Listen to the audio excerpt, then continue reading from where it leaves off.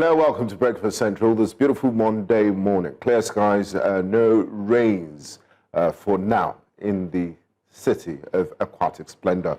I'm Bora. Welcome to Breakfast Central. We have quite a lot in store for you. It was a very, very busy weekend. You'd almost think it was a weekday. I'm talking about the back and forth between the Dangote Refinery and the PENGASSAN and New Peng and the oil workers. So many things happening in that space, but we'll get to that shortly. I was having a fantastic weekend until Arsenal or the referees decided not to award a penalty to Newcastle United. So that was heartbreaking, but I mean, it's football. We live to play another game. Thank you for condolences. The condolences. It was a robbery. A daylight robbery. I'm very mad at Arsenal fans now. I didn't watch the match. Hope you're not an Arsenal fan. No, I'm not. I'm not at all. I'm allergic to failure. Okay. So what team do you support? Okay, good morning. No, what team do you support? What team? Manchester United. Okay. And you're allergic to failure. You make me laugh, ha ha. That's not funny at all. Good morning and welcome from wherever in the world you're watching here in Lagos, Nigeria. Outside Lagos, you're watching online virtually from anywhere in the world. Thank you very much for joining us this morning on Breakfast Central. I am Olive Emodi.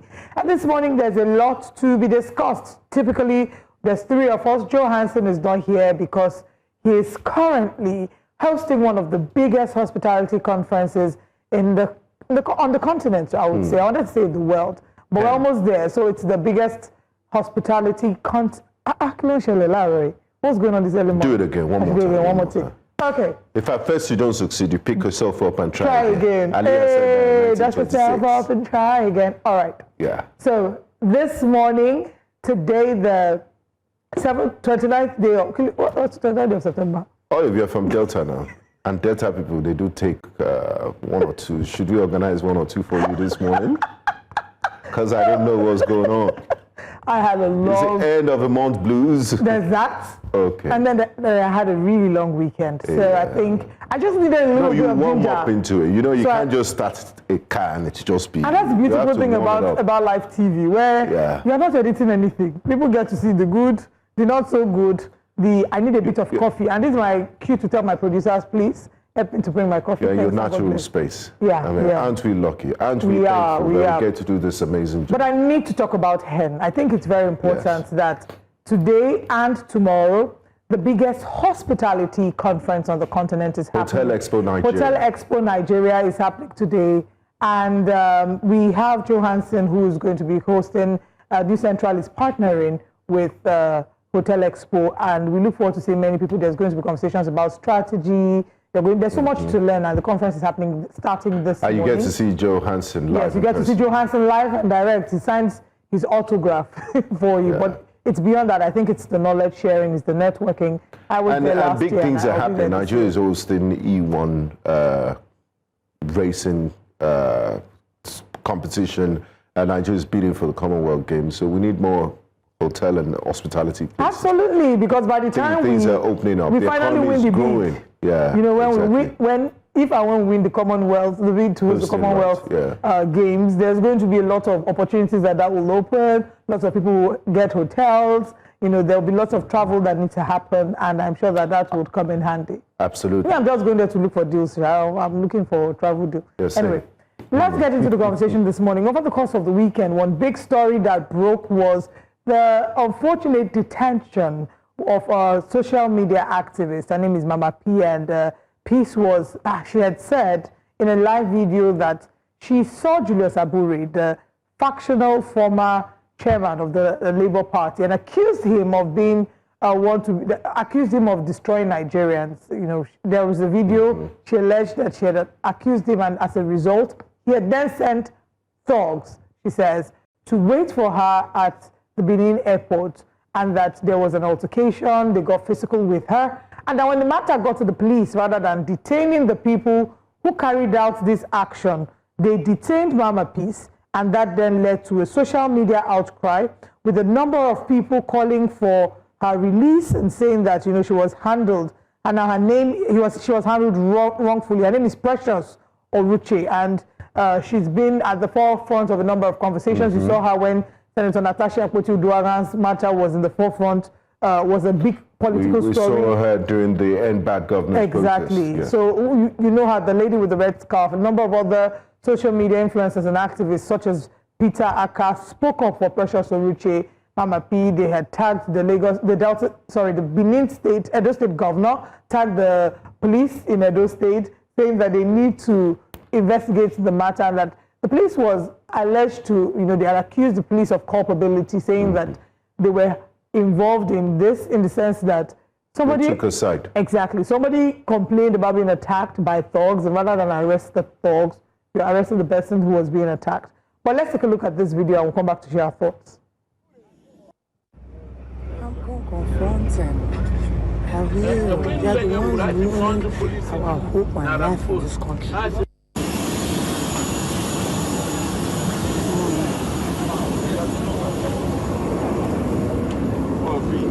Is this not Julius Saburi? Please maintain a single line. You are the ones who is frustrating Nigerians. In case nobody has told you, you are the one frustrating Nigeria. Are you not Julius Saburi? So what are you not doing with the Labour Party? Police, they find you, they enter aeroplane. Police, they find you. Is that not Julius Saburi? Are you a good key? We the tell you, man. Are you not Julius Saburi? Police is looking for you. You don't destroy the Labour Party, they enter aeroplane. No, good kill all of you now. Can you imagine? That's Julius Saburi. Police is looking for him. The person who destroyed Labour Party. And he's still coming to enter aeroplane. You know why? Wait till happen. You ask for that. Excuse me. And you know me. And you're asking me for a man. Excuse me, sir. You know me. And you're asking me for a sir. man. My chuka inside your head. Wait. Say that Benin you dey go. If you get to Benin, tell me are you man. That's Julius Saburi. Okay, that's Julius Saburi. You don't know him. I know you.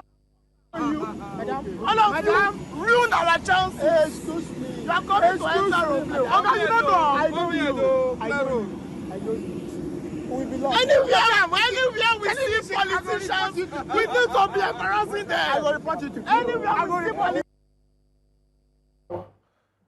Activism gone wrong. I don't know. Gone south.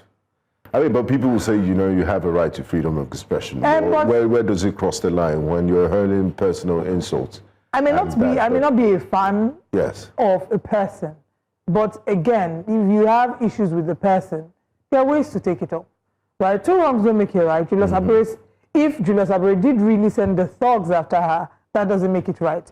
But the way in which she approached Julius Saburi and, started hurling, There was no right to fair hearing. No, she didn't want to engage in any type of dialogue. Like, okay, what happened with Labour Party? Give your own side of the story, engage in conversation, like in a civil manner. But she didn't even give him any chance, just started hurling insults and all of that. So you expect, and I need to applaud him for his calmness in handling that situation right there at the airport. I don't know what happened next in Benin. She needs to prove that Julius Saburi did send those thugs to her. But, two wrongs don't make a right. Now, this is a video of the alleged assault where, some people will get angry that we say alleged assault, but it's a video where it was reported that, the assault had happened. But let's take a look at the video. We'll play the audio and then we'll come back to talk about it. I'm not quite sure. Let's listen. Look at them! Look at them! Look at them! Look at them! Look at them! See them! They want to beat me. I saw Julius Saburi and I told him that you are the one destroying the lives of Nigerians.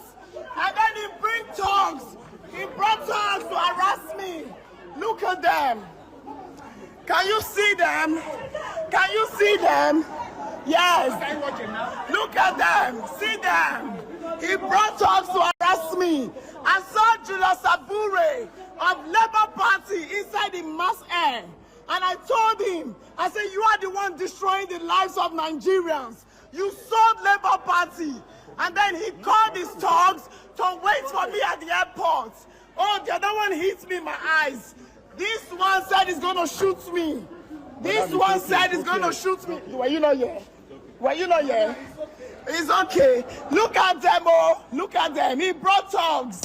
All of them. I have it on camera. Trenches. Anywhere I see any dirty politician, I will keep embarrassing them. Anywhere I see any dirty politician, until they kill me. The man in the UK that people when they do like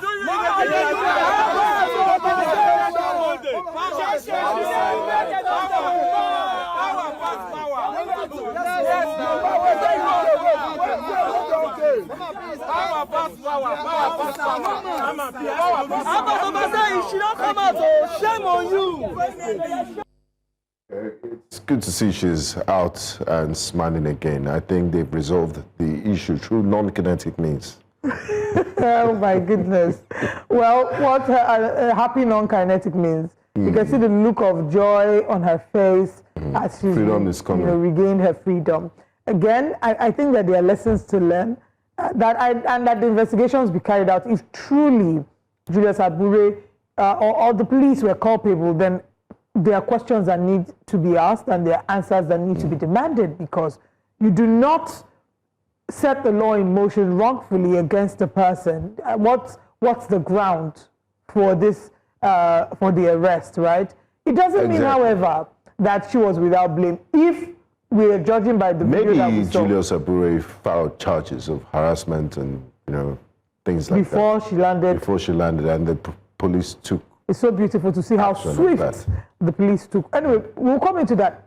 Those on X who have shared their thoughts about this story, and there's been reactions. F. Young is one of the lawyers who is her lawyer, and he's reacted to the story via X. Let's look at his tweet on X, and after that, we'll take the Labour Party press release as well. F. Young says he condemns the assault on Precious Oruche, Mama P. He demands her immediate release, arrest of Julius Abure. The decision of the Edo State Police Command to detain a good governance advocate, Ms. Precious Oruche, popularly known as Mama P, after she survived a vicious physical assault unleashed on her by criminal elements and thugs following her encounter with Mr. Julius Abure at the airport, is condemnable and utterly disgraceful. By choosing to target the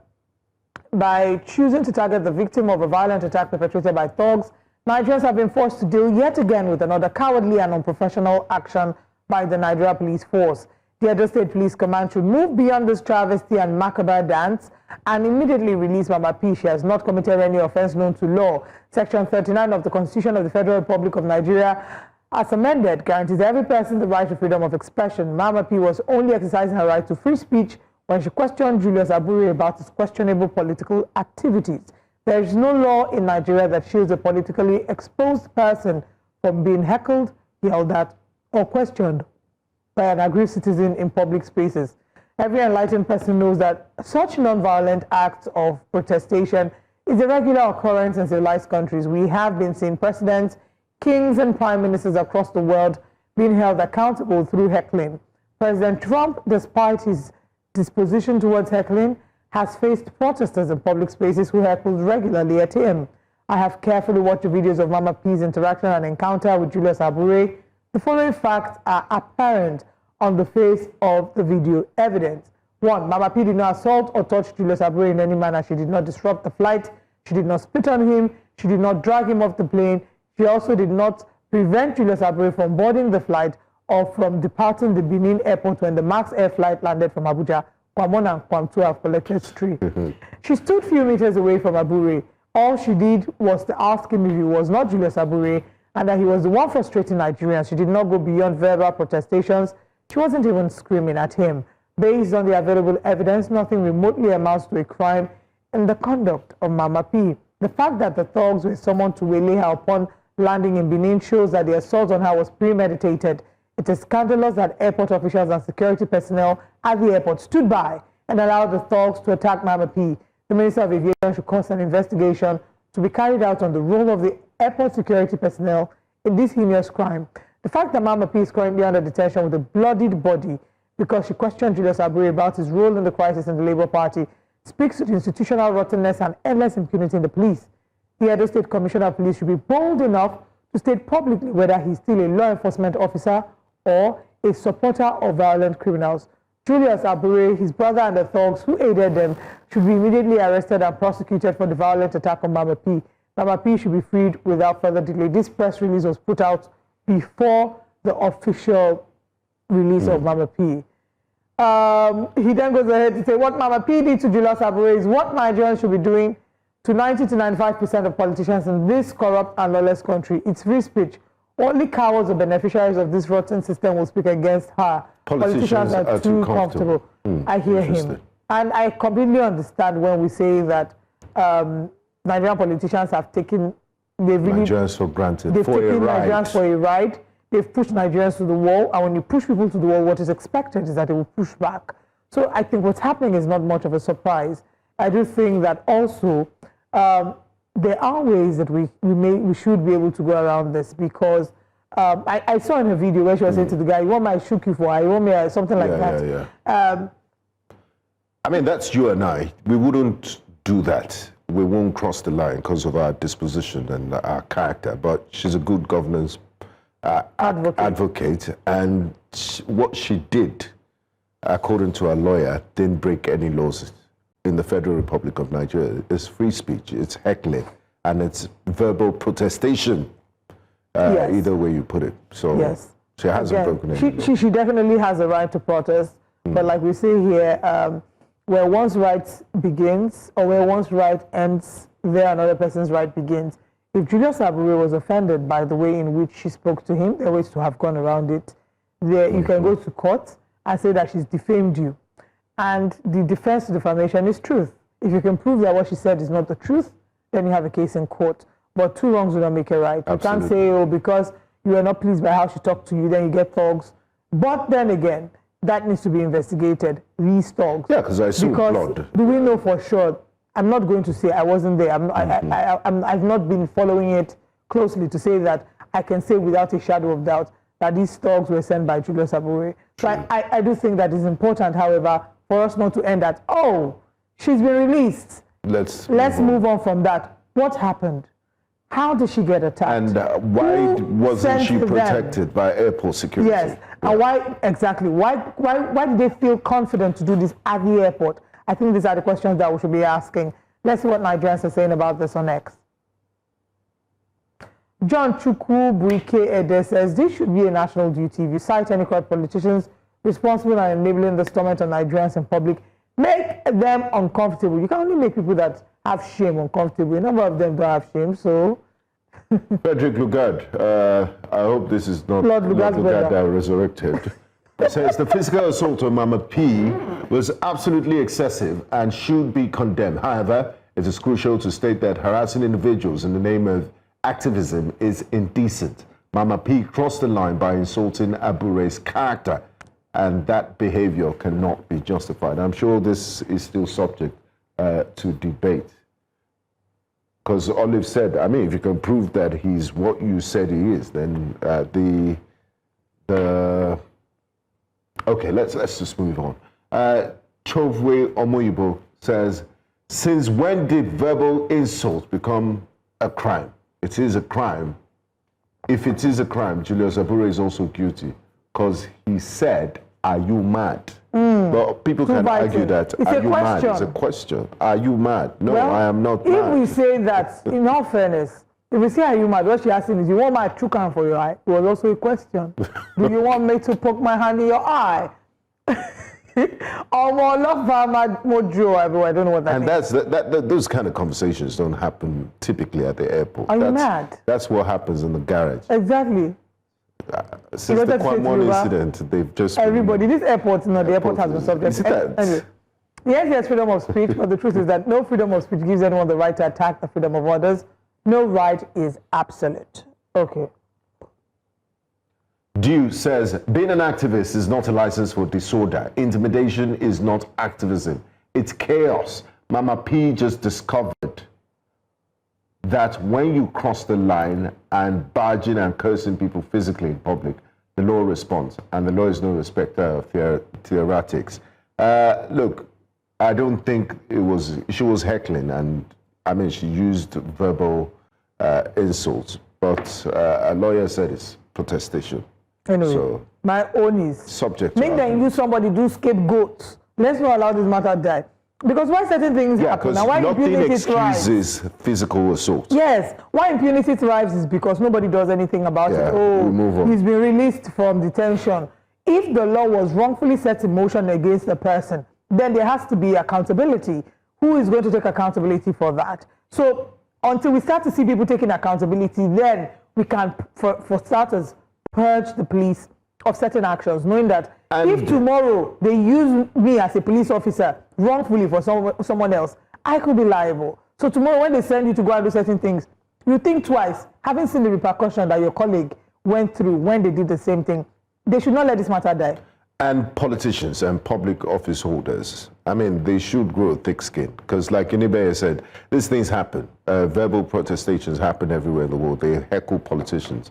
And it's either you choose to respond to them or you just ignore or engage them in a debate. But what I wouldn't condone is, I mean, personal insults and physical altercations and harassment. Yes. Right. Ikechukwu Victory on YouTube says, what do you mean by fair hearing? Abure destroyed Labour Party in collaboration with APC. You are saying dialogue. They're asking you, what do you mean by fair hearing? Chuka Ochiama says, I see no wrong that the lady had committed there. Moreover, this and more also happens all over the world. Remember when the French president had an egg broken on his face? These are the comments from YouTube regarding that story. But let's now move to our the person that egged the French president was arrested. Yeah. So that's assault. Well, that one is assault. It's physical, not verbal. Now, let's move to another story. If you recall, there was a 300 level student, Christiana Idowu. She was a student of the Federal University of Agriculture at Abeokuta, and she studied pure and applied botany. And this girl went missing on the 19th of August 2024 after leaving her home in Itaolu or Ikorodu for industrial training in Lagos. There was a heavy rain that day.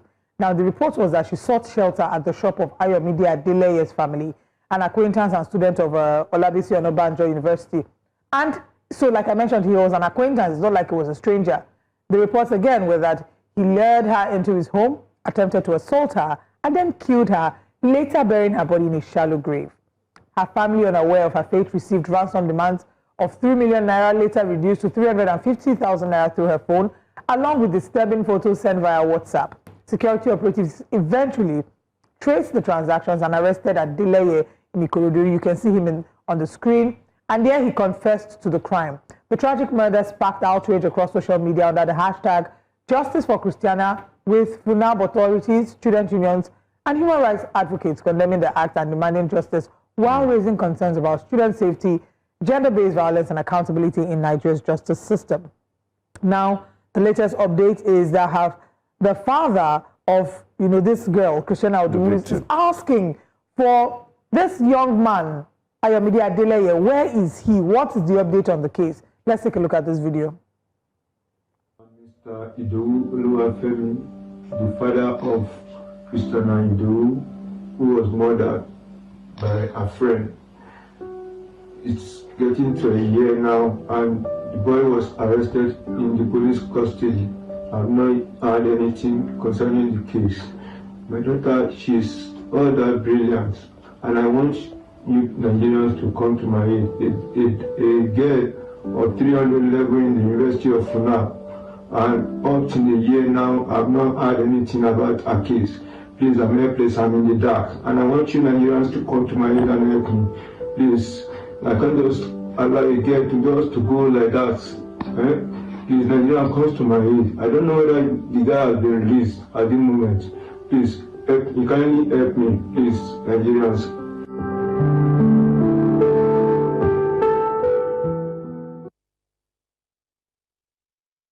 Hassad is really undermining, is heartbreaking. No parent, first of all, deserves to bury their child. No parent then deserves to bury their child in such unimaginable circumstances. You don't have a child, send this child to school and imagine that one day while it's raining that the child takes shelter from someone who they think is safe, that the person will lure them in, try to assault them, strangle them, demand for ransom while pretending the child is alive, be arrested, and then you're left in the dark. It's really a very terrible situation to, for this man to have found himself in, and our heart really does go to the family. But let's see what Nigerians are saying about this on X.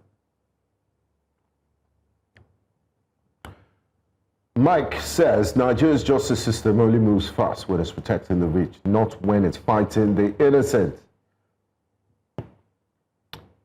Headford Chambers says justice delayed is justice denied. It's deeply troubling that 1 year after Christiana Idowu's death, the case remains stalled. The rule of law demands timely prosecution to ensure accountability and restore public confidence in our justice system. I mean, this is even beyond, getting justice. It's what's the status of the man that was arrested? Is he still under detention? What's going on with the case? Has he been freed? And, just to get an update on that case. Oluwatosin Peter says, this is one of the reasons jungle justice and mob actions are predominant in certain areas and places. Unfortunately, mob actions and jungle justice can affect the innocent. Justice delayed is justice denied. And I agree completely with that tweet. Justice delayed indeed is justice denied. You don't expect that this kind of situation happened and then 1 year later there's no updates. Whereas when things happen, look at how swift it is for the police to jump into certain arenas. It took how many hours? Look how swift it was to arrest even Precious, the story we took earlier. Precious Oroche, very, very swift to make arrest and very swift to make detention. So it's just unfortunate that we have to deal with this. Yeah. We have Dennis James here. Says a lot of cases are lying unattended too. We only lament the ones we see online. Truly, it's heartbreaking. 64 years after independence, we're not getting it right. These are some of the issues we'll be highlighted on our special Independence Day broadcast on the 1st of October as Nigeria turns at 65. Just to plug that in. As he says, sometimes they pass a judgment, especially for murder, which is death too for the offender. But before they finish paperwork, to and fro distraction to see if they can extort the families of the murderer and finally the signature of the state governor to go ahead with the execution. It takes time for real. Make we all just stay safe and avoid getting killed at all costs if possible. R.I.P. Christiana. Okay. I guess that's all we have. But the common theme from what Nigerians are saying this morning is justice delayed is justice denied. And I hope men of the Lagos State Police Command can reach out to the family and give updates on the case and also the lawyers involved in this case, so we know what's really going on. What the next steps are, right. Okay. Again, we're calling on the police, just to re-echo what Benga said, calling on the police, calling on law enforcement agents and the authorities. Christiana Idowu did not deserve to die. Christiana Idowu did not deserve to die in the way that she died. Christiana Idowu's memory does not deserve to be disrespected in this way. When someone's been murdered and their killer is still, we don't know updates, we don't have updates about what the killer is. Not only is it an injustice to the deceased, but also the family of the deceased who deserve an explanation. We're calling on law enforcement and we'll continue to keep tabs on this. Let's now bring you our top stories on Breakfast Central. This morning on Breakfast Central, Nigeria's economy in view will be x-raying the state of Nigeria's economy this morning. PENGASSAN begins strike amidst Dangote Refinery face-off. There's talks of federal government intervening to avert this strike. Nigerian and Caribbean meeting at the sidelines of the United Nations General Assembly. And today's World Heart Day. Yes, not that Valentine's type of heart, your heart that pumps blood. And of course, we bring you the newspaper front pages where you can call in and share your thoughts with us. Breakfast Central continues shortly.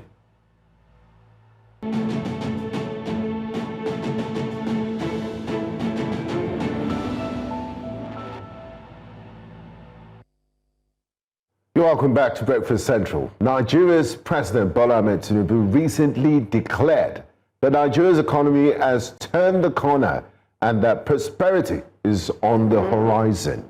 At the coronation of the new Olubadan of Ibadan, President Tinubu said, "Your suffering and perseverance have yielded growth and prosperity.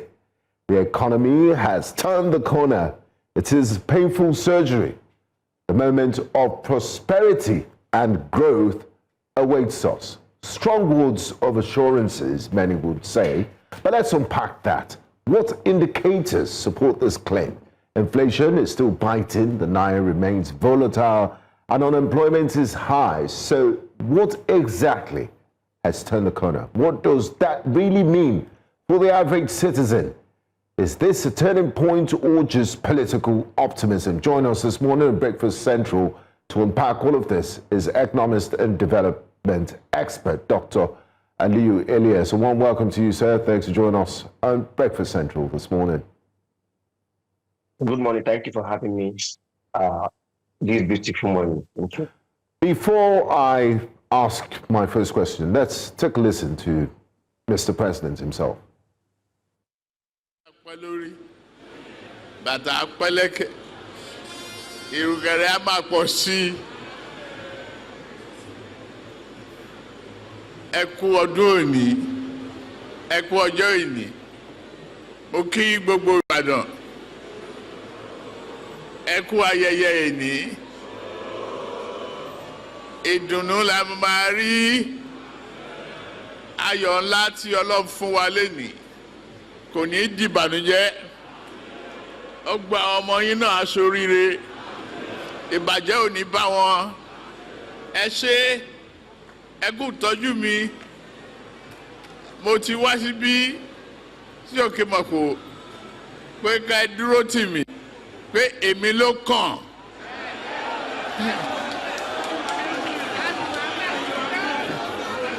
adẹ̀tí wà ń bẹ̀.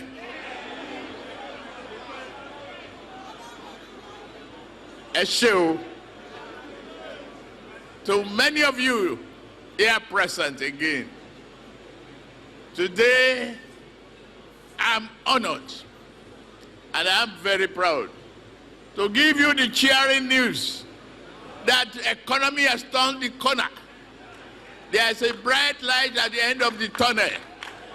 Your suffering is a pain of a painful surgery. But it's now returned to the moment of growth and prosperity is awaiting us ahead. Thank you for your perseverance. Thank you for your endurance. Thank you for your understanding. Thank you. God bless you. God bless your state. God bless the Oba. Yeah, Dr. Elias, there you have it, Mr. President, being very optimistic. Now, would like to let's get straight to it. What's your honest assessment of the state of Nigeria's economy as we speak today, as an economist, using all the necessary metrics? Right. So if we listen to him clearly, he said is actually awaiting us. He still uses a futuristic language. He's not saying directly that we can see it now. And we must actually say that yes, our macroeconomic indicators are showing a positive outlook. But the question is that as it transfer to micro level, can we now say household is now feeling the impact of the macroeconomic indicator? These are the questions. So there's what we call a lead time and lag time in economies. So the problem now is lag time. All what he's saying now, as he actually translates. So at what time are we going to start seeing it on day-to-day event? Now, it is clear that even if you look at the market products, commodities that are coming down.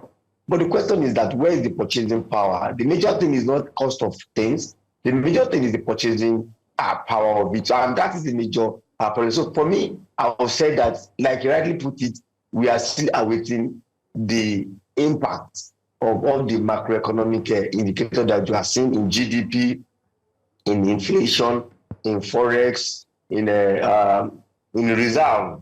We are seeing those positive optimism. We are seeing positive outlook, but it has not translated to people's so if you could put and helping people disposable income. If you could put a timeline to it, when do we expect this to translate, this macroeconomic gains, for people to feel it, ordinary Nigerians? Right. So before I put timeline to it, I could also say that they are not yet concrete in the sense that we don't know what will happen, is the economy. We don't know what will erode those objectives until we must sustain those things. So before I put a timeline, we must be able to sustain the currency as it is now, that it will not go up again, it will be coming down. We must be able to continue to increase the foreign reserve and we must also to manage the inflation, especially food component of the inflation. And we must also continue to produce. So if we are at this level going forward, I think by January, February, we'll start seeing the impact on the markets. When we say, January, December also have its own dirty December things coming together. So apparently by first quarter of next year, we'll start seeing the result of all this impact. Things are actually coming down now, but the purchasing power actually not there. And that's the major problem. So if people have 1 million naira, how much can 1 million buy is the question. So the question is, you've made reference to dirty December. Is December really going to be dirty? What will be the impact and what are the expectations for what is to be expected in December? You're saying that we are most likely to see these gains translated down to the grassroots by first quarter of next year. Will the impact of the concept of dirty December, with more FX coming into the country, more foreigners coming into the country, will that alleviate some of the difficulties that these policies have caused in the little gains that we should have expected to see here in Nigeria? Well, the beauty of the economy is that anything that happens at the upper level is expected to translate down. So that period itself has its economic booming impacts. That if you have much more diaspora remittance in Nigeria, it will help the supply side of dollar. And when the supply side of dollar make it much more available, the forex, the value of naira will begin to appreciate. So we are looking at naira being appreciated by next quarter. By first quarter of December. And by that time, people will now have more money to actually buy goods and services. Then we have some legacy problems we must also come to look at critically. Among the legacy problem is our production and also our agriculture. You recall that August 2023, President said he declared of emergency of food security. As at early this month, government said go and slash the price of the commodities. These are the things we want government to do. These are what they should do and increase much more security. So by the time we keep on doing all this, it will reflect in the purchasing power of people. People can now say, okay, a bag of rice, a bag of garri, it's not that it's cheap, we can also afford it. So these are the things. And value of money is the problem now.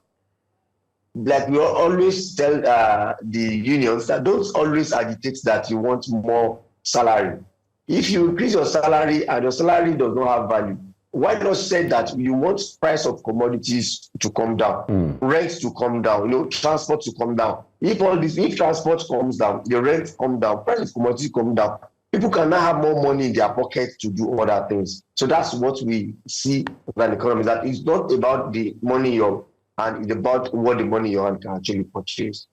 Now, Dr. Elias, there are those that will argue with you and say, Nigerian economics defies the law of gravity, that when things go up, sometimes they never come down. I'd like to take your perspective on that. And also, while speaking in Ibadan, Mr. President says, in a very, understanding and fatherly tone, he said, this reforms as painful as surgery. From your perspective and from an economic perspective, have we gone through the worst? Is the government still going to tell us to tighten our belts, or we've taken the impact of the floating of the naira and the removal of the fuel subsidy? Nothing more can come from the government's end. What we just have to do now is sit back, relax, and enjoy the fruits of our labor or the sacrifices that we've made.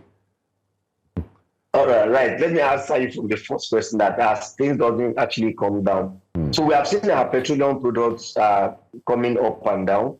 I've also seen price of food commodities coming down gradually. So it is possible in economy, it's very, very possible, when there is more supply, there will be the price will come down. When there is high demand, the price will actually go up. The law of demand still remain, and it will affect the economy. It's a pure law that is still operational. Now, you made mention of the president said that we have gone through the worst. I can tell you this is the worst since independence that Nigeria have gone through. If you recall, right from the Mayfield period, that's when we start suffering it, when we have change of currency, among other. But when President Tinubu came, it's reform. I can say, yes, it's both reform, but it's reform bites harder than any other reform we have ever seen. We have seen it that to an extent that it's difficult for the Nigerians to actually go to the market. People have to change their children from one school to the other. People have to be sleeping in the office simply because they cannot afford the transportation. I can tell you up till now, some offices that said don't come work for 5 days, you come work 2 days, even in civil service, you have seen. So this is the most painful reform as it was. So if it does not yield, it will be very, very sad that another thing is coming to erode. But let's come to how it can be operational. I think the onus is still on the federal government, the president himself, because anytime you decide to want to argue with the federal government, they will say that we should go to our state, that our governors, they have more money and they expect them to be doing things. And I can tell you that has to also differ from economic reasoning. How? Before President Tinubu came on board, state government share around 600 billion naira. And I can tell you now, they share close to 2 trillion naira monthly. But I can tell you the 600 billion as at that time have more value. You can see more construction. But this amount they are sharing now has less value. Because if you have 200 million naira today, the house as at 2023, 2022, that money can buy for is not what it can actually buy today. So I wouldn't say we are going to continue to enjoy. We may continue to be living in an economy that is quite, it's not booming, but it takes a lot away from you. So that is the reality. So it's possible we start coming down, but I don't think we can go back to actually where we are actually coming from. Okay, and just to mention, like in terms of citizens here, what are some of the metrics that citizens should look out for to be able to monitor the improvement or otherwise of the economy beyond the regular, everyone's saying bag of rice is expensive, yam is expensive. Are we focusing on inflation rate? Are we focusing on GDP growth? What are the metrics to look out for? And what measures can citizens take to better prepare themselves or protect themselves from what the projected outcomes might be? I think the most important one should be inflation, because when we say inflation, a lot of things come together to bring about inflation. And why do I say inflation? If you can get to 12% inflation level from this level we are now, and we can grow our economic growth to 8%, I think that's when we can say, yes, Nigeria is experiencing growth, and Nigeria is population is experiencing good standard of living. Why do I say so? If you look at the components of inflation basket, food is about 40% of it. So definitely, if we have more availability of food at less cost compared to what it is now, that's at that point Nigeria will say, yes, we are getting better. But another critical thing is our energy sector. Energy security is very, very key. And any country who doesn't take cognizance or make sure that they have good energy security will definitely have problems. How do I say so now? The cost of transportation is the major problem bedeviling Nigerians. If you have to expend about 30% to 40% of your money on transport, I also expend about 55-60% on your food. What remains for you for rent? What remains for you for school fees? What remains for you to do other things? So our transport, I think, is the major thing. And what the government did in terms of CNG has not reflected on the cost of transportation, which is very, very. So remember, food has to be transported down to where it will be. It will be sold, and it's about transport. So if we have less transportation costs, people have more money in their pockets, and the disposable income will be much more meaningful, and they will use it to do something good. So I think we should look at inflation, but under that, we should look at food inflation rates. Shouldn't unemployment and job creation as well be another area to explore? A number of youths still would complain about the numbers, what the numbers are saying. when it comes to youth unemployment? Is that a factor to consider? Right. So I think from the NBS, the calculation they're actually doing, for me, I find it difficult to use it to actually judge the level of unemployment. According to the calculation, it said unemployment level in Nigeria is about 4 to 5%. And myself and you will know that no, that's not actually correct. So there's need to create employment opportunity. You recall even Dr. Kundewela said there's need for social safety net, because she has seen that the economy, yes, is stable, but the impact is still biting hard on Nigerians, and there is no employment. So employment is very, very key. And what can bring employment? Let's go there. What can bring employment is to have a good economic GDP. Now, if you look at our GDP, it's being led by service sector. The industrial sector is also very, very, very low. Manufacturing is very, very low. Agriculture is very, very low. MSME is also very low. So if you continue to have service sector simply means that it's portfolio investment. People bring money and put it in stock, put it in bank to just enjoy the interest rate and what have you. Does not really bring good business. So if it is the industrial sector, if it's foreign direct investment, they will come and build a factory. People will work there. They will create employment. So that's the only way to have employment. We have also seen most foreign companies moving away from Nigeria. We must think about import substitution to create job for people to actually do more. And you also recall that the interest rate has also discouraged a lot of people from doing business. If you are paying 27% as it was now, interest. Remember that as the asymmetric corridor is also there to take it close to 30% again on interest. So if you are having interest at that level, it will discourage investors to go to the bank to borrow money to invest, because it's when investors invest that we will see employment, especially in the industry and agricultural sector. Now, Dr. Elias, you did mention energy security, but I want to relate it with the inflation. As we currently speak, I mean, in the last 2 years, we've seen big things, positive things come out of Nigeria, and I'm talking about the Dangote Refinery, because it's helped us save on FX. We're not spending FX on importing refined petrol products from abroad. And there's also the current issue of PENGASSAN versus Anupeng versus the Dangote Refinery. How critical is this refinery to Nigeria's economy and the stabilization of our economy? Is it critical? Should it be treated like a critical national asset? Because if he doesn't supply, or if he decides to supply by taking US dollars, it would have an adverse effect. The cost will be passed on to the consumers, and the price would go from 865 that we're enjoying in Lagos, it would most definitely go up. So I want you to give us your perspective on this. No doubt, Dangote Energy and Petrochemicals bring about balance of payment, a good balance of payment for us, a good balance of trade for us, because we could export to up to America, or that and it has also make the supply side of energy also much more easier.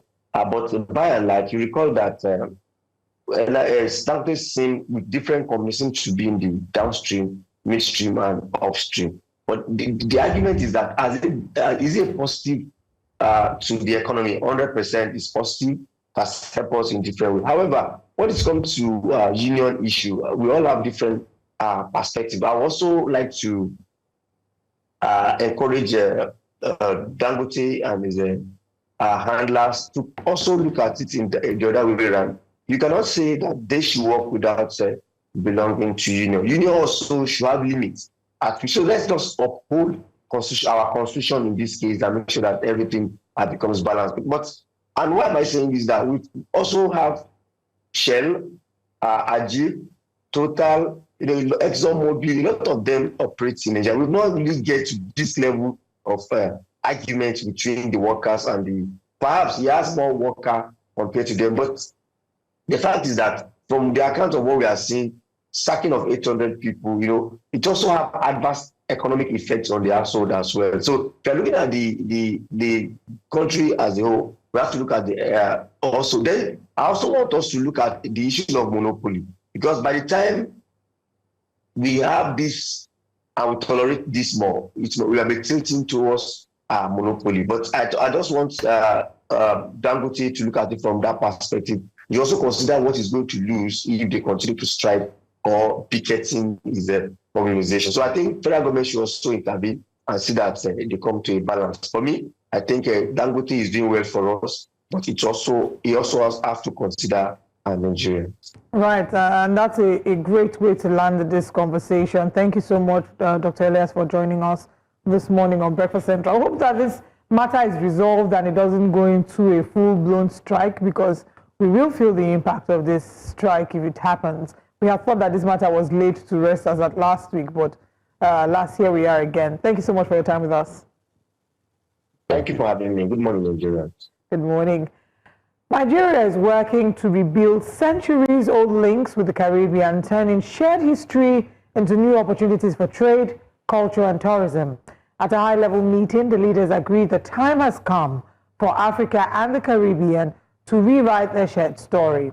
News Central's correspondent Bettina Nweli reports. Nigeria is working to rebuild centuries-old links with the Caribbean, turning shared history into opportunities for trade, culture, and tourism. At a high-level meeting, Vice President Kashim Shettima emphasized the cultural bond that connects Nigeria with millions of Afro-descendants in Brazil and the Caribbean. 80% of them are tracing their ancestry to the southwest of Nigeria. There are more Orisha worshippers. Orisha is a traditional form of Yoruba worship. There are more Orisha worshippers in Brazil than in Nigeria. There are lots of opportunities for us to harness in terms of trade, in terms of tourism, in terms of people-to-people contact. Minister of Arts and Culture, Anatu Musawa, stressed the importance of breaking free from the colonial mindsets and building strong South-South alliances. And for St. Kitts and Nevis, the push is to turn historical pain into lasting economic opportunity. I was recently with Mr. President in St. Lucia, where we were able to establish direct partnerships in terms of what we can do for the culture exchange, for the diplomatic cultural exchange. Our history is tied to yours in a way that we have always wondered what happened to our kith and kin when they left the continent. And this is one of the things that we hope to do and hope to capture in perhaps the museum structures that we're putting in place. We think that this kind of communication and easy access to both countries can actually help significantly with the movement of people, which we already have, and can help to grow further trade between the countries. The last thing also on that is that trade between CARICOM and the African continent is 1%. 1%, extremely low. So the region we do less trade with is the African continent. And we want to see that formula change. The renewed Nigeria-Caribbean partnership aims to turn shared history into a future of cultural exchange, stronger ties, and economic growth. In Abuja, for News Central, Bettina Nweli. Following threats by the Petroleum and Natural Gas Senior Staff Association of Nigeria, PENGASSAN, to picket the Dangote Refinery and stop operations over the sack of several Nigerian workers, the union has come under criticism by Concerned Nigerian Consumers Forum over what they describe as an attack on energy independence. The forum spoke to newsmen in Abuja, describing the action of PENGASSAN as a national security risk and an attempt to put millions of Nigerians in hardship. They are calling on security agencies to immediately commence investigation into the attempt by the union to cripple activities in the downstream sector of the economy and return Nigerians to the days of long fuel queues. Nigerians have suffered the indignity of queuing for hours to buy fuel. We have endured price hikes, black market exploitation, and the economic ripple effects of unreliable energy supply. The Dangote Refinery offers a way out. It offers hope. PENGASSAN must not sabotage this opportunity. If the union succeeds in destabilizing the refinery, the consequences will be felt by ordinary Nigerians, not by union executives or political elite. The Dangote Refinery has not denied the workers' right to unionize. What it has done is to respond to internal threats that jeopardize the safety and viability of the refinery. If PENGASSAN believes that immigration or expatriate quota rules have been breached, it is at liberty to petition the Federal Ministry of Foreign Affairs or the Nigerian Immigration Service. But to incite public unrest and threaten picketing over unverified claims is irresponsible. It is also important to note that international labor standards do not give unions the right to dictate business strategy or override management decisions. The balance between workers' rights and managerial authority must be respected. Staying with us, let's bring you a recap of the conversations this morning and share what's coming up next. This morning, a recap of our conversation, we looked at the statement of the President Bola Tinubu, when he said that Nigeria's economy is bouncing back. We're joined by Dr. Elias to analyze that. And we brought you the update by Bettina Nweli about Nigeria-Caribbean strengthening cultural trade links. And away from that, Consumer Forum accuses oil of trying to sabotage Nigeria. Let's now share with you what's coming up next. Coming up next, PENGASSAN calls for strike amid refinery face-off. Today we'll be celebrating World Heart Day. Like Benga says, it's not Valentine Heart. We're caring for your heart. Borno State Chairmanship aspirant raises concern over alleged irregularities. Please stay with us.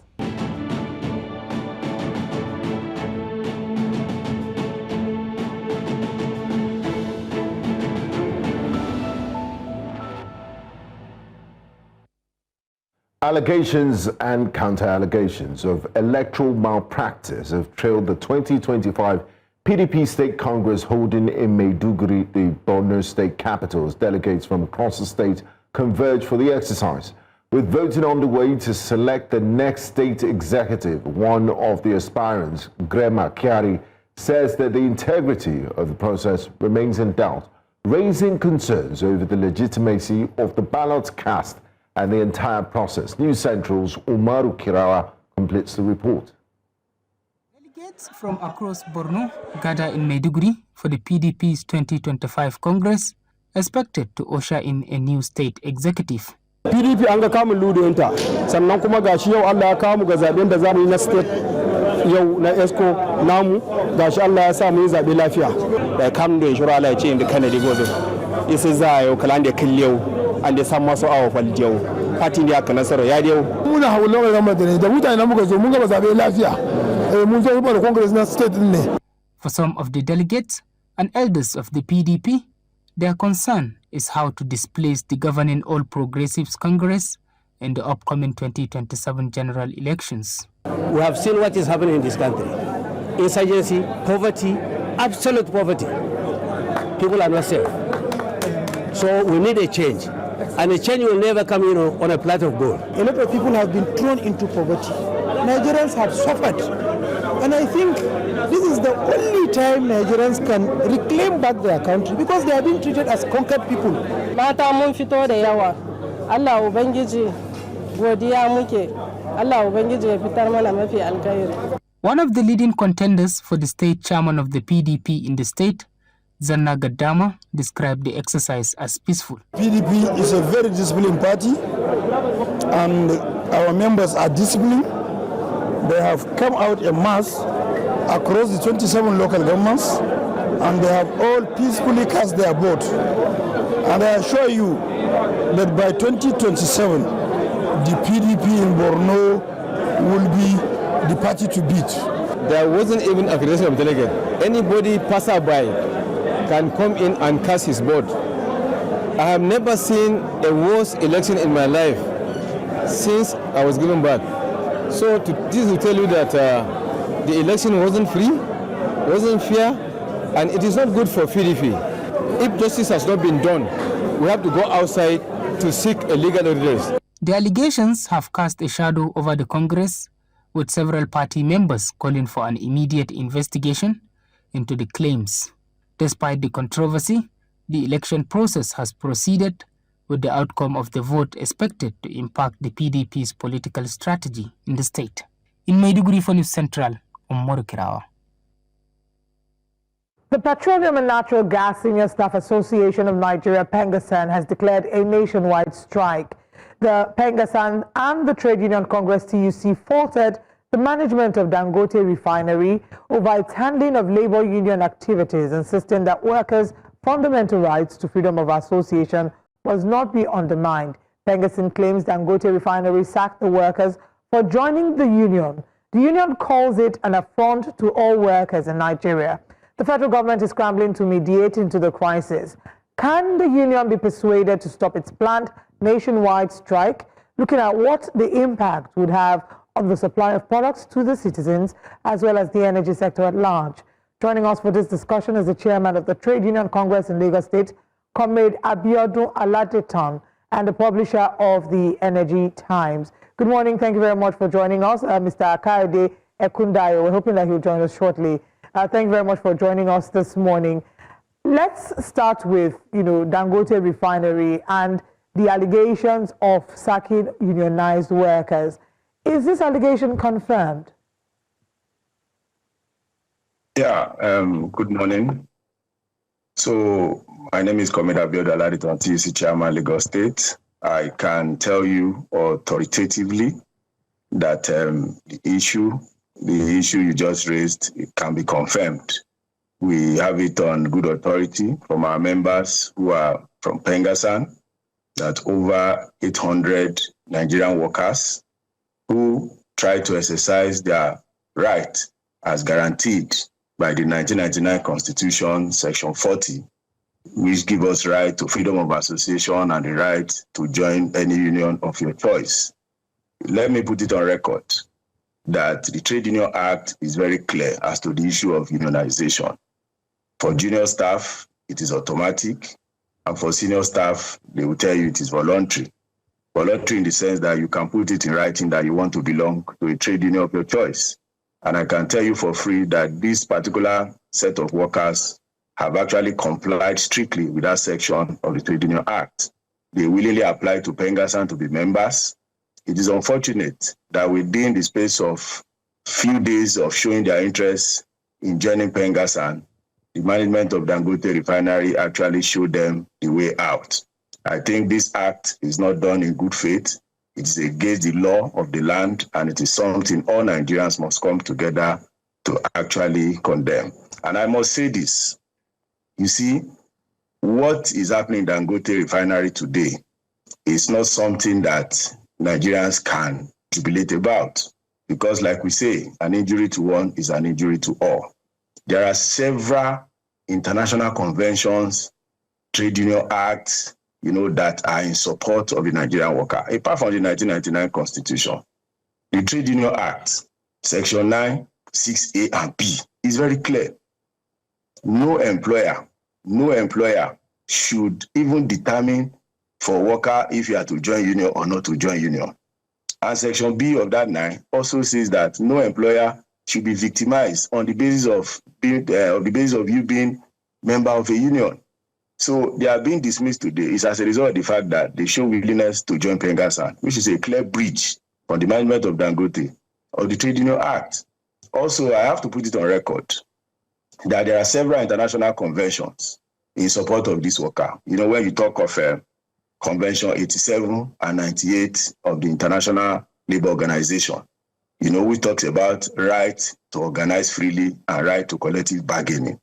So I think if you go through this series of legal instruments, one can see that the Dangote Refinery is not actually on the path of law. And I think at this point, we have a middle person here, which is the government. And as God will have it, the government is the enforcer. So I am highly optimistic that the government, under the leadership of President Bola Tinubu, who have always been proactive so far, I know this government will quickly intervene so that this issue can be urgently nipped in the bud, so that it doesn't degenerate into, unnecessary crisis. Okay, let's now bring in the publisher of the Energy Times, Mr. Kayode Kundayo. Good morning. Thank you very much for joining us. I believe you've heard what Comrade Abiodun Aladeton has said regarding the allegations that Dangote Refinery has sacked tons of workers who expressed intention and willingness to join PENGASSAN. Let's get your thoughts and reaction to this. Can you kindly unmute your device?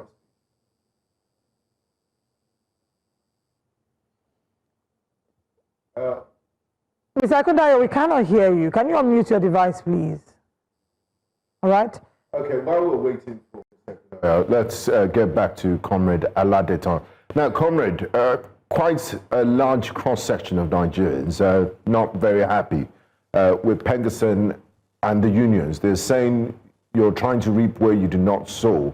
That for all these years, Nigerian refineries has been comatose, and then an individual comes with this private money, invest, and then you're trying to be hawks and to reap where you did not sow. That why didn't you show this amount of concern to other issues with regards to the oil sector, the refineries, the state of the roads in Nigeria? That why are you being hawkish when it comes to Dangote? That Dangote has done us a national service, that Nigerians are no longer, the days of long queues are over, and we have stability. It's also saving us forex from importing refined petroleum products. How do you respond to this cross-section of Nigerians? Yeah, thank you very much. I think a lot of Nigerians actually do not understand, how things operate in the industrial relations space. You see, so far so good, we've heard all kinds of stories, people believing that by Dangote coming on board, Dangote is doing Nigeria a lot of favor. Nobody is arguing about the fact that Dangote Refinery has actually come to help solve some of our challenges. We are not disputing that fact. And nobody is also saying the Dangote Refinery will not lead to employment creation, etc. However, what we are saying here is an issue of law. Are we saying because Dangote Refinery is located in Lagos, employed Nigerians, so therefore Nigerians should not exercise a right that has been guaranteed by the 1999 Constitution? What we are saying here is a constitutional matter. Most people don't know. The right to join a union is a constitutional issue. So I think some of these issues that people raise are just a way, of blackmailing the union, probably, to make the union feel bad by members who are trying to exercise a constitutional guaranteed right. And let me also say this. There are a lot of multinational companies that presently operate in Nigeria, such as Seplat, Mobil, Total Energies, etc., who have serious investment in the Nigerian space. The question is this: have you heard any issue between the union and some of these other companies? The answer is no. It is because these companies also understand the fact that there are laws and there are regulations in Nigeria, and I can tell you they've been complying with those laws and regulations. So if you look at the Dangote Refinery, I don't know why most private employers of labor are usually scared when it comes to, operating with trade union within this organizational space. I can say it for free, that it is only the only government is the one respecting that freedom of association out of the 1999 Constitution. There is hardly any government institution you see that will be created today where they will not allow union to exist. It is very rare. You hardly find that. But go to the private sector. They usually have this mindset that unions are adversaries. Rather, you should be seeing unions as collaborators, as partner in progress, and not your adversary. I think it is this mindset that has led to this ugly situation. If you will recall, recently there was an issue too on the issue of unionization between the same Dangote Refinery and NUPENG. NUPENG, which happened to be the unions for all the tanker drivers. If you notice, this issue was quickly nipped in the bud by Federal Ministry of Labor, where invited Bupa. It was also the issue of unionization. They don't want unions to exist there. And the mindset is that once you have union tend to disrupt your operation. I don't think that notion is correct. If you have unions operating within your space, they have a meaningful contribution that they can also make, because the union is closer to the people. A lot of information, a lot of things that even those at the management level may not know, it is the union who gives you the opportunity, to give you direct feedback, so that in terms of your policies and program, you can shape it so that it becomes labor friendly, and at the same time, it has a way of enhancing your productivity. Because when you work in a space that is toxic, that is not labor friendly, you may be thinking you are making profit, but what you may not know is that you can even still make more. But if your workers are not happy, then it impacts your productivity. So a lot of things need to be done there. I think Dangote Refinery needs to come to the reality that a multinational or an organization as big as Dangote Refinery cannot preach to exist in this oil and gas space without coexisting along with the trade union that also operate in that space. I believe he has a lot to learn from the trade unions. He needs to now, accept this reality. Probably they've been doing it in other sector, but the oil and gas sector is a very sensitive sector. And that's why we are using this opportunity to also beg the government, to appeal to the government, who is an enforcer at this material time, to quickly come to the aid of these Nigerian workers by helping to facilitate a meeting between the Dangote Refinery and PENGASSAN, so that this issue can be quickly nipped in the bud. And I want to say that I am highly and strongly optimistic that the federal government that I know this issue will be quickly nipped in the bud within the next 24, probably 48 hours. I'm very optimistic. Well, we had hoped that this issue would have been nipped in the bud. We thought it was an already resolved matter as at last week, which is why it was much of a shock and surprise to see that we're back here again. Mr. Ekundayo, let's get your thoughts and reactions to this. The allegations that the Dangote Group have fired hundreds of workers who've expressed intention to join PENGASSAN. Do you have confirmation on this as well? And let's get your general thoughts. Can you hear me? Good morning. Yes, loud and clear. Please go ahead. Okay, yeah, it's confirmed that a number of Nigerian workers are sacked at Dangote Refinery. But the chairman made mention of one or two things which I quickly want to comment on. He said that they are looking up to government for dialogue. I think that should have been the first thing to have been done instead of declare a national strike. Cutting off the gas, cutting off crude oil supply, cutting off oil movement is a way of, to me, I see it as, we are under democracy. Democracy entails dialogue. Instead of go on what they have declared now, I think the first thing they should have done, immediately they land of the sack of the workers, the next thing is to reach out to Dangote or reach out to the federal government, which they are expecting to intervene now, to help them, to listen to. There should have been letter, appeal, instead of going all the way, cutting off the valves, cutting off the gas, cutting off the crude oil. I think that is one side. Then on the constitution that says that workers are automatically entitled to join unions in a institution, or whether private or federal government. I want to disagree, sir. See, the system we are operating now in the world is dynamic, and things are changing every day. I'm not on the side of anybody, but I'm talking as a journalist. We know what investment has gone into Dangote Refinery. We know what the man put on ground before he could put up this project for 650,000 barrels of crude oil refining per day. We know what has gone into it. We know what the sacrifice this man has made. Now, all of a sudden, just came up and they said the workers must join the union. And the owner of the company, which is a private institution, saying that for now he doesn't want a union member in his institution. And instead of the union to dialogue, you turn confrontation, to me, is absolutely out of hand. And definitely the government will intervene, definitely, whether now or in the next 48 hours, because no government will sit down and allow its economy to go into ruins. Okay. Definitely it intervene, but the union are doing the wrong thing, the wrong thing, they are taking wrong step and coming to the right step. Okay, gentlemen, yes. Can you kindly hold your thoughts, Comrade Aladeton and Mr. Ekundaya? We'll go on a quick break. I would like Comrade to respond to you when we return from this quick commercial break. Please stay with us. We'll be right back.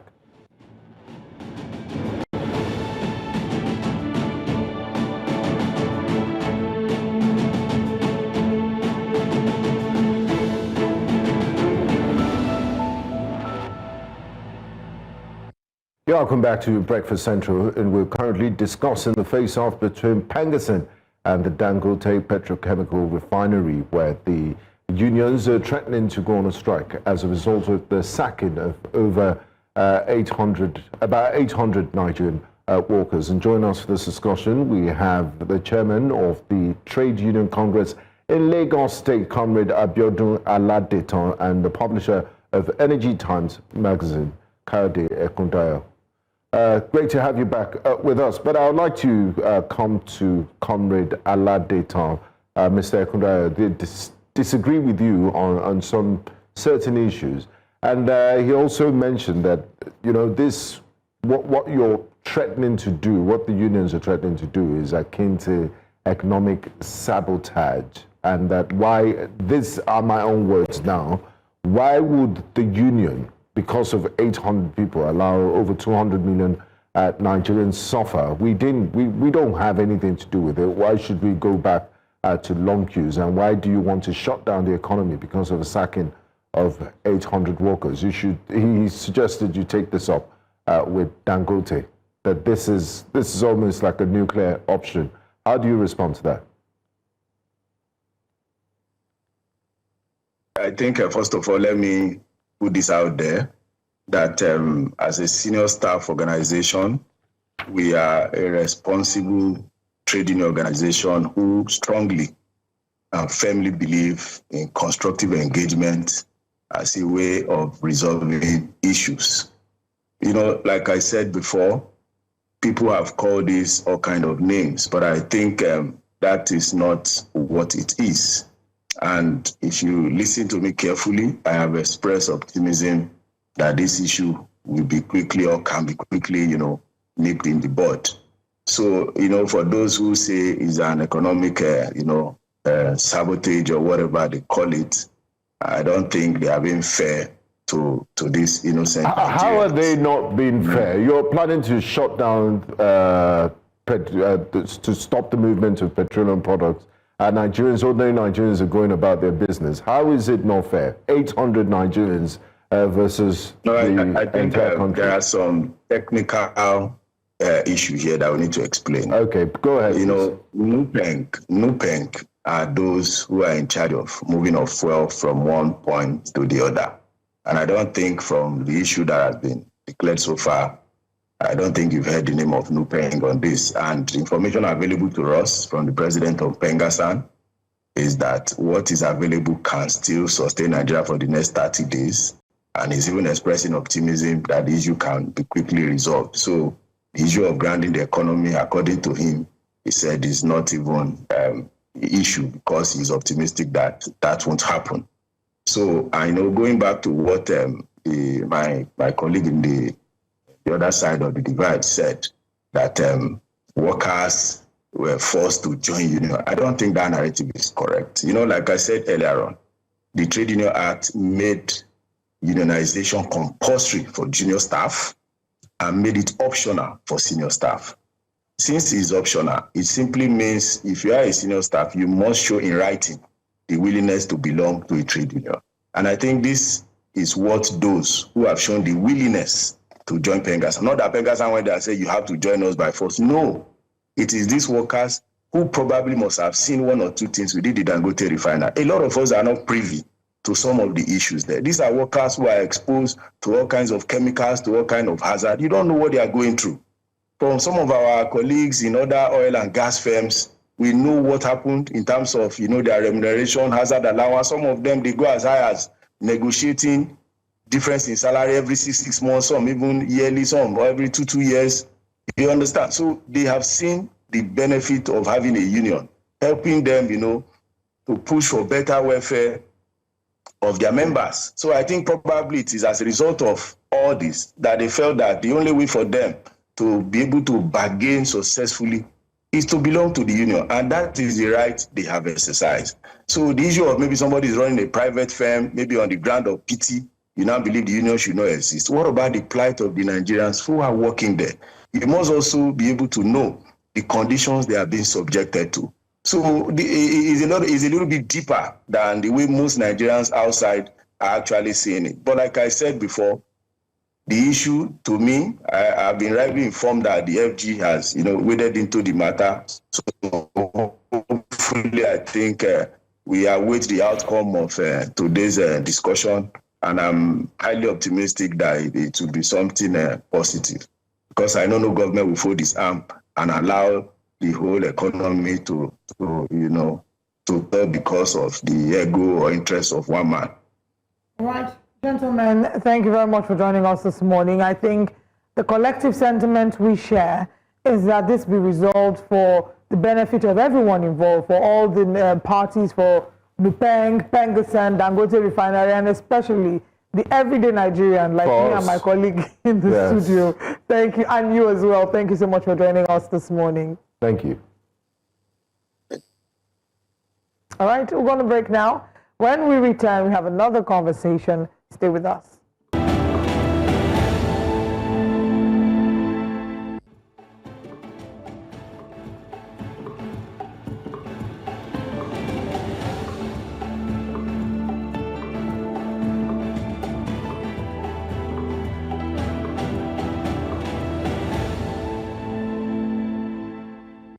It's World Heart Day, and what better way to mark it than by bringing you an engaging conversation on fitness and healthy living. For individuals, simple steps like quitting tobacco, reducing your salt intake, staying physically active every day and managing stress are essential for a healthy heart. But there's even more that we can do, and today, as we celebrate the theme, Don't Miss a Bit, we have an expert to show us how. We're joined by Tolu Pukka, who will share practical tips and insights on protecting and strengthening our hearts. Good morning, Tolu. Good to have you. Good morning. Thank you very much for joining us this morning. All right, Tolu, why is it an important conversation, when we're looking at heart health? Why is it so important that they chose a day to mark World Heart Day? Heart Health Day is all about staying alive, staying strong for those who matters. Many of us underestimate how lifestyles and daily choices affect our health, but this day reminds us how every step, every meal, every decisions affect it. And that is why Power Oil has been such a big part of this conversation so far. All right. Now, Tolu, Power Oil has been at the forefront of this advocacy for over a decade.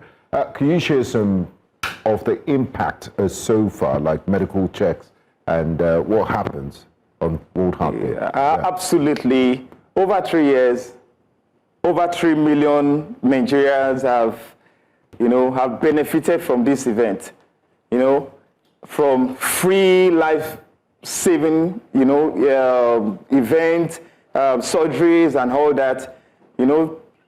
This is something that literally has given people second chance, to come back to life and all that. So this is beyond cooking. It's a brand-saving life.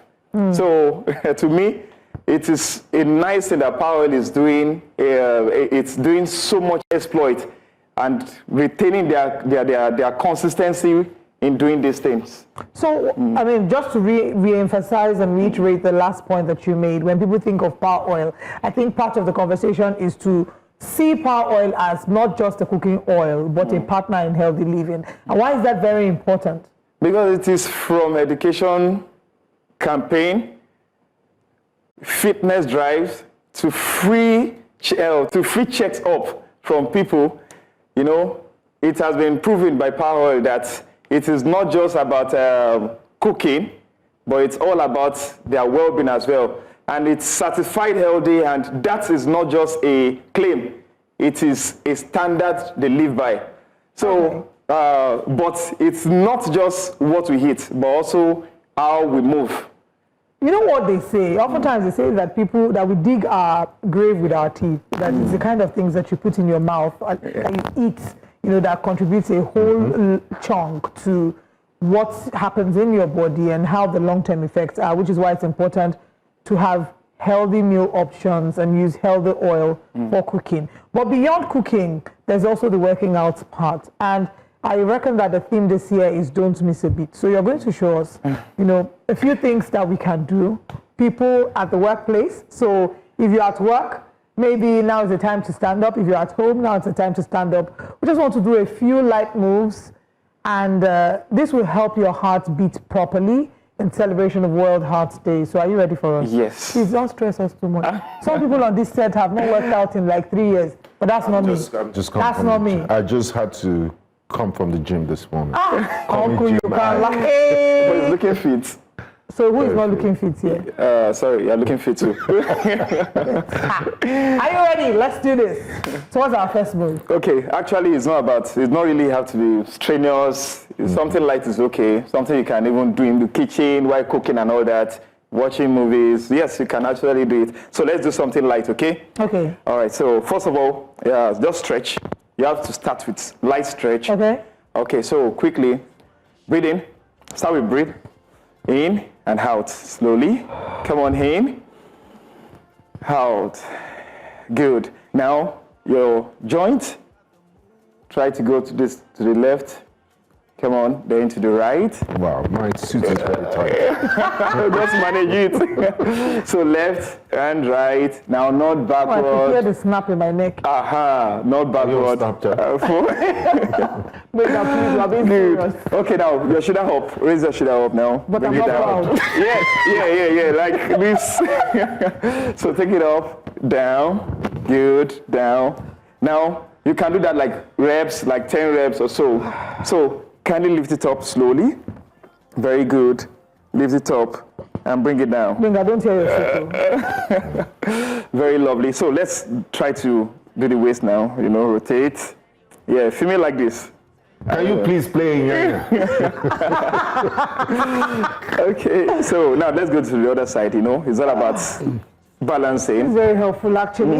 My waist has been I'm waiting for the part where we have to fry something with power oil. We'll get to that. So, I don't know, can you do this? Down and up. Why not? Don't break your Wow, why not? That's good. Me that goes to the gym. Please don't judge a book. So let's do that like 3 times, okay? That's second time. And the third time, let's go. And good. All right, that's so awesome. Can you come again tomorrow? Let's be doing this every day. You can kick out now, okay? So, as simple as that. You see? When I thought you were going to do just that. I know we're going to do jumping jack. Because of the heart, we won't be able to do much. No, we can dance. They say we can dance a little. Let's okay. But people downstairs too. All right, cue music, please. Let's do this. Can you play him? Make dance. Him? Yes. Okay. No, I'm just joking. Okay. Yeah, that's a nice one. So, quickly. Let's do this. Just 1, 2. Move to the right. Let's go. Just easy movement. Then we're going to put some efficiency now. Just some movement. 3, 4, 5, so 6, when my daughter asked me, Daddy, what did you do at work today? I was down, up, down. So lovely. You gotta move now. I'm moving. It's coming. All right, so let's rotate. 1, 2, 3, 4. Other way. 1, 2, 3, 4. Other way. 1, 2, 3, 4. 1, 2, 3, 4. Then bob down. Let's go. Come on. You're so good in this. Yes, no, I think what I know. You used to work in power oil. So there are still more moves. We can go down take it up, down. You know, very take it up. interesting. It looks. Let me catch my breath a bit. Producers, please, can we have water, please? So the thing about dance, I go for this Afro dance class every Tuesday. And the first time I was watching them from outside, I thought they were very easy steps. What he's just done. Repeat these steps over and over again for another 30 minutes. By the time you're done, you're sweating. You're drenched in your own sweat. So that's how I think that this is really, really brilliant.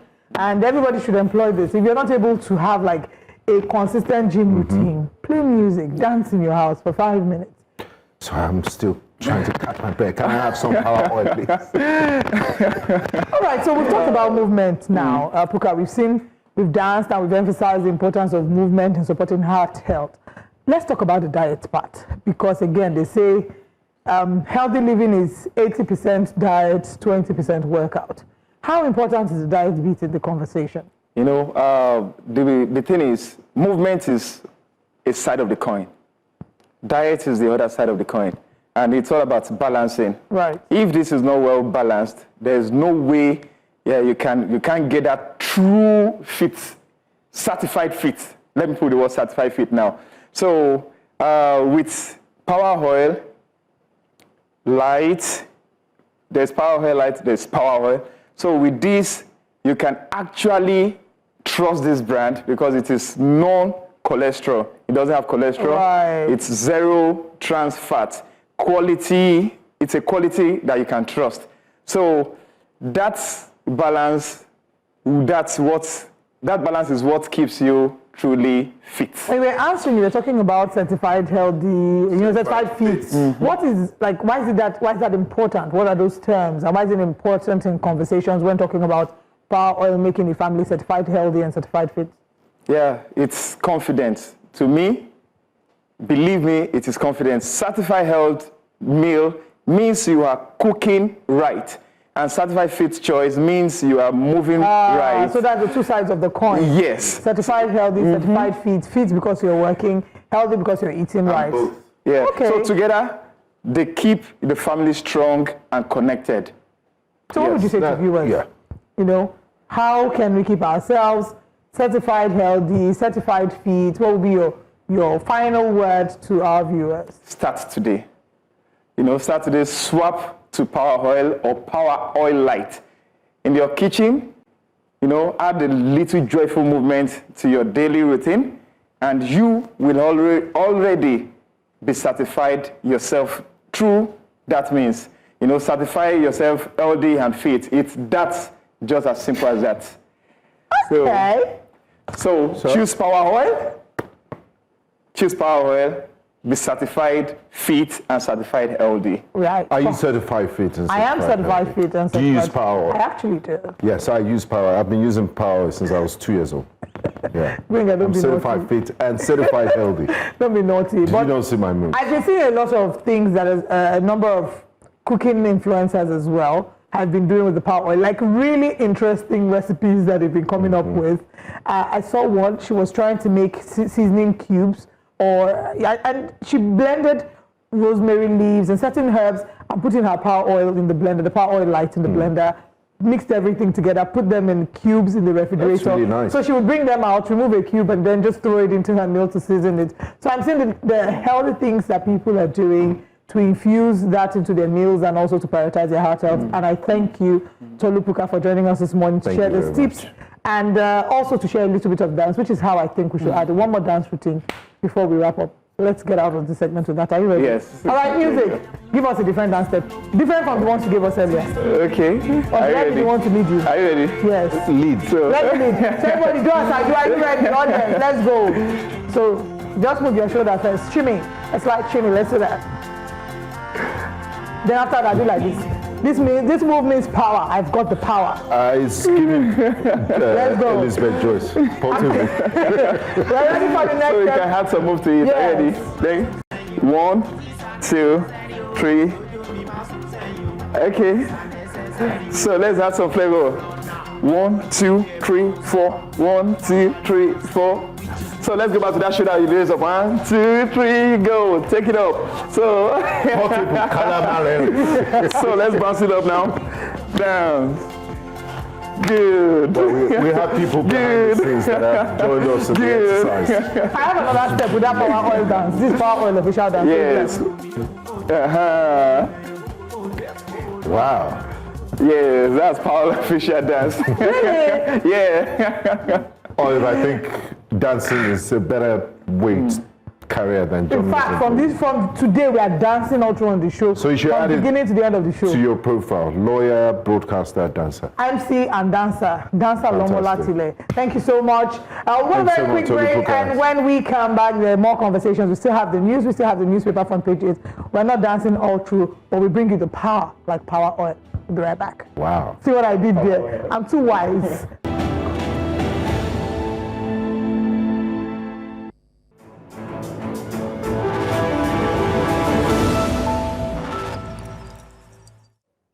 Hello, welcome to Breakfast Headlines. I am Benga Borowa.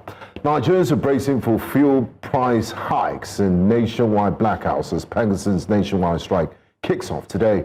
The union has ordered a halt to crude and gas supplies to Dangote Refinery, prompting oil marketers to warn of major fuel disruptions. Thermal power plants, which provide over 70% of Nigeria's electricity, are also shutting down in response to the strike. PENGASSAN accuses Dangote Refinery of sacking over 800 workers for union membership and replacing them with expatriates. Meanwhile, the federal government has urged the Petroleum and Natural Gas Senior Staff Association of Nigeria to reconsider its proposed strike starting Monday over its dispute with Dangote Refinery. Minister of Labour and Employment Mohammed Dingyadi, who made this plea, said the ministry has taken steps to bring both parties to a roundtable to stop their dispute from escalating further. Dingyadi disclosed that invitations have been extended to both the leadership of PENGASSAN and Dangote Refinery management to attend an emergency meeting in his office on Monday for the conciliation of their dispute. Now, away from that, the Nigerian Railway Corporation has announced that passenger services on the Abuja-Kaduna rail line will resume on Wednesday, 1st of October. This follows a suspension after the August 26 incident, which raised fresh safety concerns.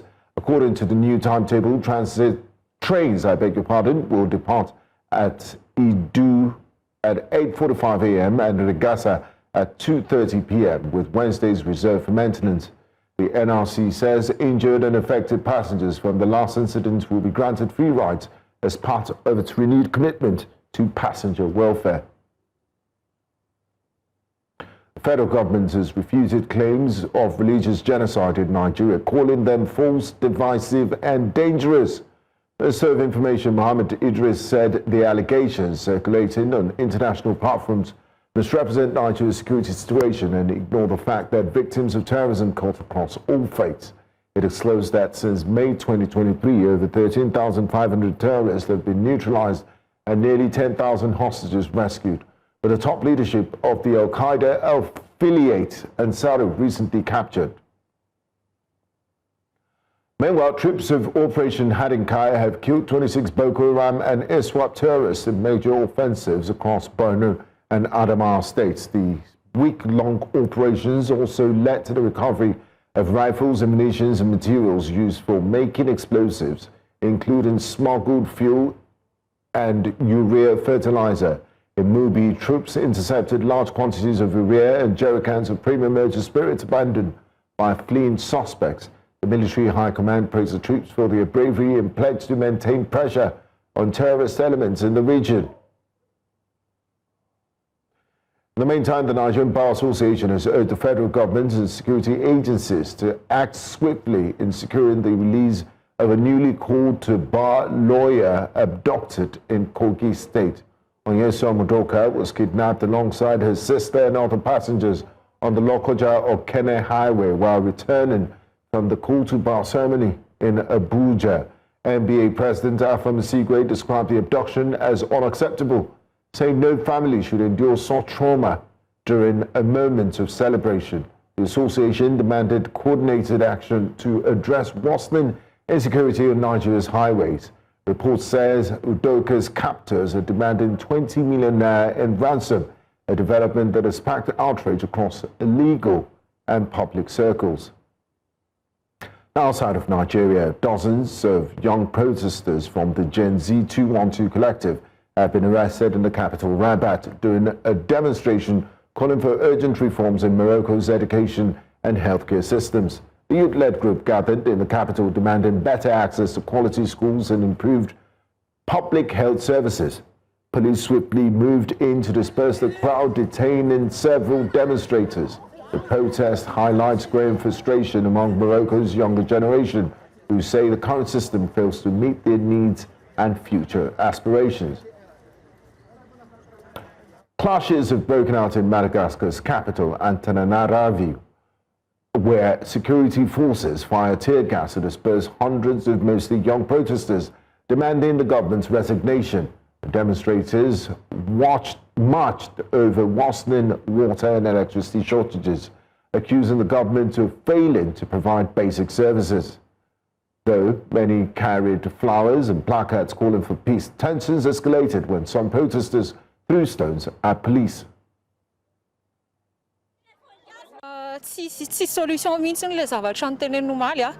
Ny fitakinay tsisy valiny a, mijaly izahay jusqu'à treto a, manao hetsika ampilamina zay androany kanefa zao zavatra mitranga. Tsy mihaino anay zany iny, lainga foana, zany foana ny ataony. Ny takinay rehetra dia miala rajoelina, mila fiovana izahay. Jiro sy rano izay antoka anankiray andehanana any izany fandrosoana dradradradraina Madagasikara tsy maintsy mandroso zany. Tsy misy vahaolana ao anatin'ny firy taona nareo teo. That's all on Breakfast Headlines. I am Benga Aboroa. Breakfast Central continues shortly.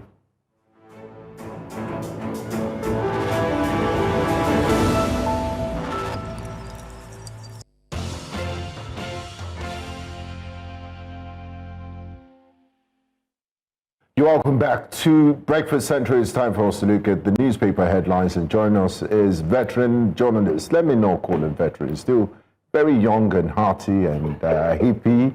He just celebrated his birthday last week. So happy belated birthday to you, Mr. Abibaruna. And we're glad to have you join us. We wish you many more years of good health and success. Amen, amen. How was your birthday? Fantastic. It was fantastic. I missed. I still have so sorry. Fear of missing out. Me, I'm very, very sorry. I live closer. I should have been there. And there were many people in our journalistic fraternity that were there. There have been great networking opportunity, but there will always be a next time. Absolutely. Yes. Anytime already. Okay. Let's start. What we have come here to do.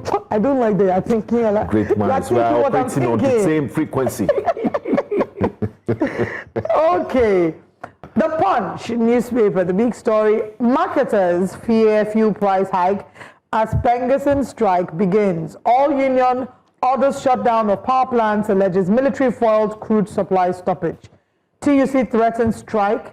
Members on standby. Federal government intervenes to meet PENGASSAN today. This is definitely a repeated headline because this was the same thing we saw about 2 weeks ago when they had that meeting. We're back here again. Another meeting is about to be had, but we'll come back to that story. Petrol exports hit 371 billion naira amid heavy import reliance. Pro-Wike lawmakers absent at Fubara's Independence Thanksgiving. Osun PDP APC clash as federal government releases local government allocation. Police rescue trafficked Ghanaian, arrest 5 in Ogun. 2027, NGE warns politicians against personal attacks. Otedola to Umar Sani. Your ignorance on subsidy claims is alarming. You also hit him with a 1 billion libel suit. Yes, he slammed the 1 billion libel suit against ex-presidential aide and says that Zenon only imported diesel without subsidy. Insists he raised the alarm that led to probe, and he calls on federal government to release Gimokwede's report. That's how rich people fight. Slam you with a suit. A serious one, and it's not a suit in hundreds of thousands of millions. You talk bad about me, I sue you. All right. Christians not endangered or marginalized, federal government tackles critics. Adamawa ADC gives article ultimatum to pick membership card. Is getting closer and closer. I thought it did already. I thought we did already. I'm surprised to see that headline. Let's start with the PENGASSAN Dangote issue. Why does it keep recurring? The other day we were here analyzing the news. They shook hands. They said it's been resolved, and barely 2 weeks later they're threatening to shut down everything. Why? You see, Nigerians should be concerned and we should be interested in this story. The story is making headlines in almost all the platforms, both online and mainstream. This is because it concerns all of us, concerning about our economy. Nigeria is largely dependent on oil. We survive through oil. So everything revolves around oil. And why is this crisis festering? It's because, and it will continue for a long time, it's because Dangote is saying that I invested a lot of money, billions of dollars here. I should control my investment. And these people are telling him, some stakeholders are telling him that no. This is not a personal investment. This is not cement or other things. This is about our oil. They resolved the issue of the FG came in the other time to settle them. That you should take it easy. But during the weekend, or even Friday or Thursday, Dangote sacked some members in his establishment who, according to him, were unionizing. You see, the Nigerian Constitution is making it very clear. Nigerians have the right to associate. My personal opinion is that Dangote do not have that authority to debar them from unionizing. That was the basis for their sack. No, the constitution is the Nigerian living document. They must be in this country that is supreme in the constitution, which allows people to unionize. And the man has sacked them. Okay, if you sack them, then the political organization now say, well, if you sack them, we will intervene. That if they must be. Well, is there a way of intervening? Or and lawyers are saying that. Is it the best way to go about it? No. See, the only way, you see, Dangote will blackmail Nigerians that if these guys are ready to go on strike, it will trigger for a crisis. I mean, they have to reverse. They started a decision to give, to sell refined products in dollar, but it was reversed in the crisis is unionism. Not that they're fighting for now. Okay, so Dangote Group, they have denied this. Okay, I'm just going to read it as quickly as I can. Yeah. Lawless PENGASSAN, its lies and terror tactics. That's the headline. That's the big headline of the press release by the Dangote Refinery. It says, the Petroleum and Natural Gas Senior Staff Association of Nigeria, PENGASSAN, or in continuation of its lawless act and sabotage against Nigeria and its people, sent out a release to all its members last night, 27 September 2025, and directed, amongst others, that all PENGASSAN members working across field locations are to withdraw services effective 6 o'clock on Sunday, 28th of September 2025. All PENGASSAN members across all offices, companies, institutions, and agencies should withdraw all services effective 0001 on Monday, 29th of September 2025. And they're quoting what the press release said. They said, all processes that involve gas and crude supply to Dangote Refinery should be let off immediately, and all IOC branches must ramp down gas production and supply to Dangote Refinery and petrochemicals. PENGASSAN has by this release affirmed its decision to unleash the terror we forewarned in our release of 27 September 2025 on the Nigerian state and all Nigerians. It has directed all members across the Nigerian state not to enable howsoever the production and supply by Dangote Refinery of those basic petroleum products which Nigerians and businesses across the country need. Let me skip. It says, and why is the association embarking on this act of terror? It claims in its release that Dangote Refinery has taken a unilateral action to sack over 800 members of our association for joining PENGASSAN, that Dangote Refinery enslaves Nigerian workers and sacked all Nigerians working in the refinery and hired over 2,000 Indians, and that the jobs of over 800 presumably Nigerian staff in Dangote Refinery have been given to Indians. These are all lies that have been consistently debunked by Dangote Refinery, including in its recent release of 26 September 2025, which was in response to these same lies that PENGASSAN has been peddling. In that release, they claim that over 3,000 Nigerians continue to work actively in petroleum refinery, and that we continue to recruit Nigerian talent through our various graduate training programs and experience higher recruitment programs. So they're saying that it's a lie, that Dangote neither has its oligarchs attempted to meet with Dangote. They said PENGASSAN neither has its oligarchs attempted to meet with Dangote Refinery to verify the truth. Rather, it continues to peddle the falsehood that we've sacked over 800 members of PENGASSAN. So Dangote is saying it's a lie. No, we should not. Ours is to put the issues on the table. Yes. Yes. And the issue on the table is that some workers were sacked last week.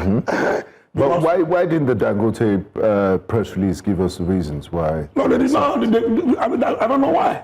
I'm some many top lawyers in Nigeria, including Falana. I've said that Dangote cannot just wake up one day and sack workers because they are unionized.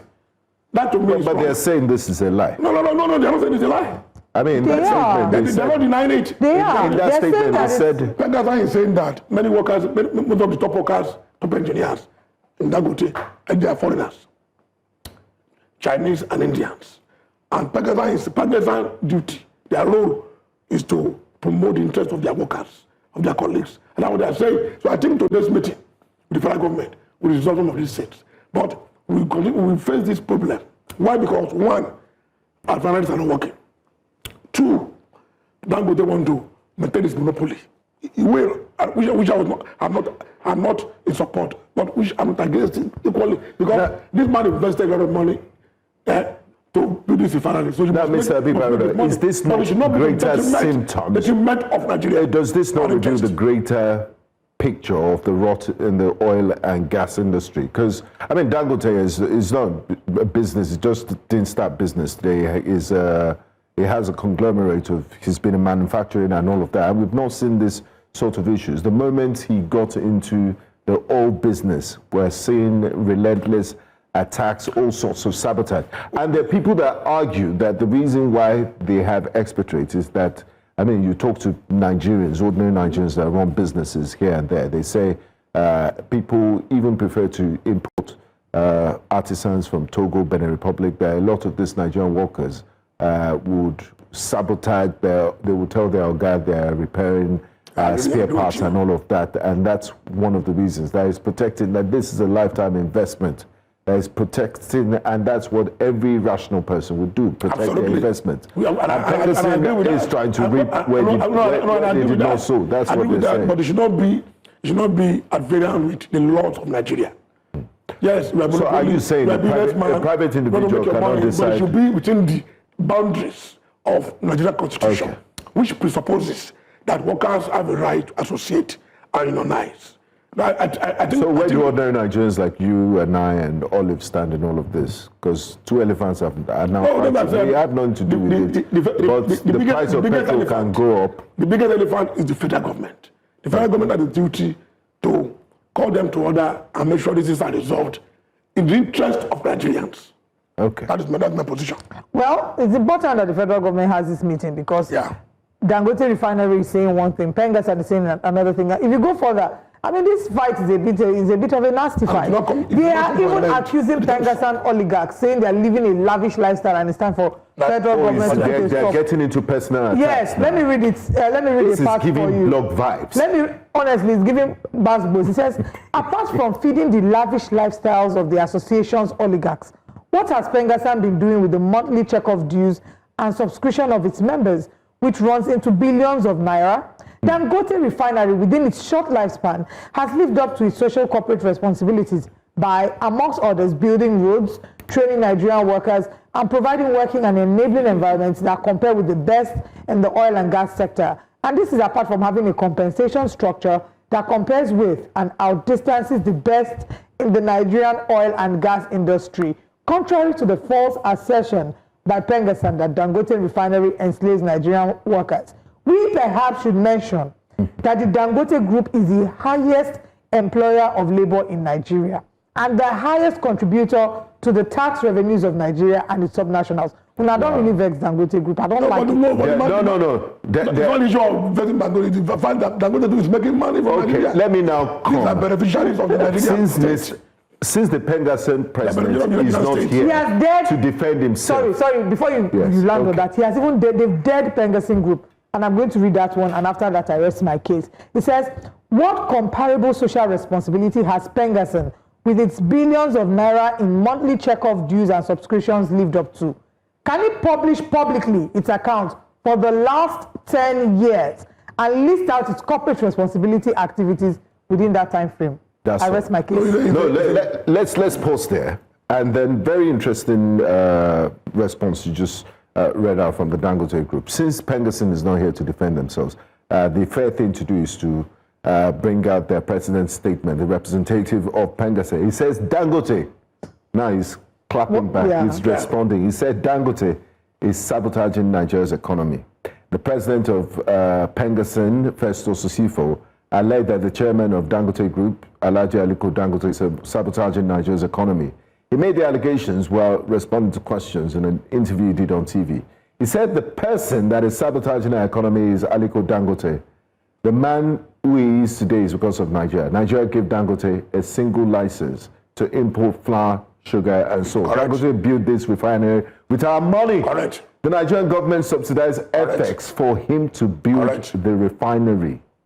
So that's what he has said. So this issue of saying that Dangote invested a lot of money and he must make his profit, but that will be within the context of the fact that the Nigerian state helped him a lot in building that refinery. Okay, fine, but when people want to sabotage he was giving them a concession by the Nigerian state. That should be recognized. I'm not saying that you should not make this money, but it should not prevent workers from unionizing. And they should not blackmail Nigerians by saying that if these guys go on strike, then there will be. What about the issues of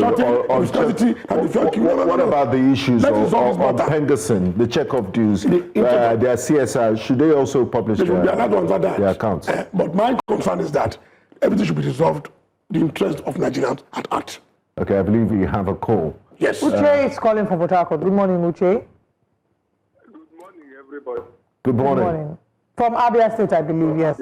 Yes, please go ahead. I listened to this for yesterday. The PENGASSAN or CUC, whatever. You see, I have been advocating government should learn a lesson. Hello, are you hearing me? Please go ahead. Hello. We can hear you. Go ahead. Government should learn a lesson from this issue by not allowing one person, I mean, giving a waiver. When you are giving a waiver to indigenous, let it be in a peripheral ground. If you are giving Dangote 10% waiver, give another person 10% waiver, so that the market will be a competitive market. Don't allow one person.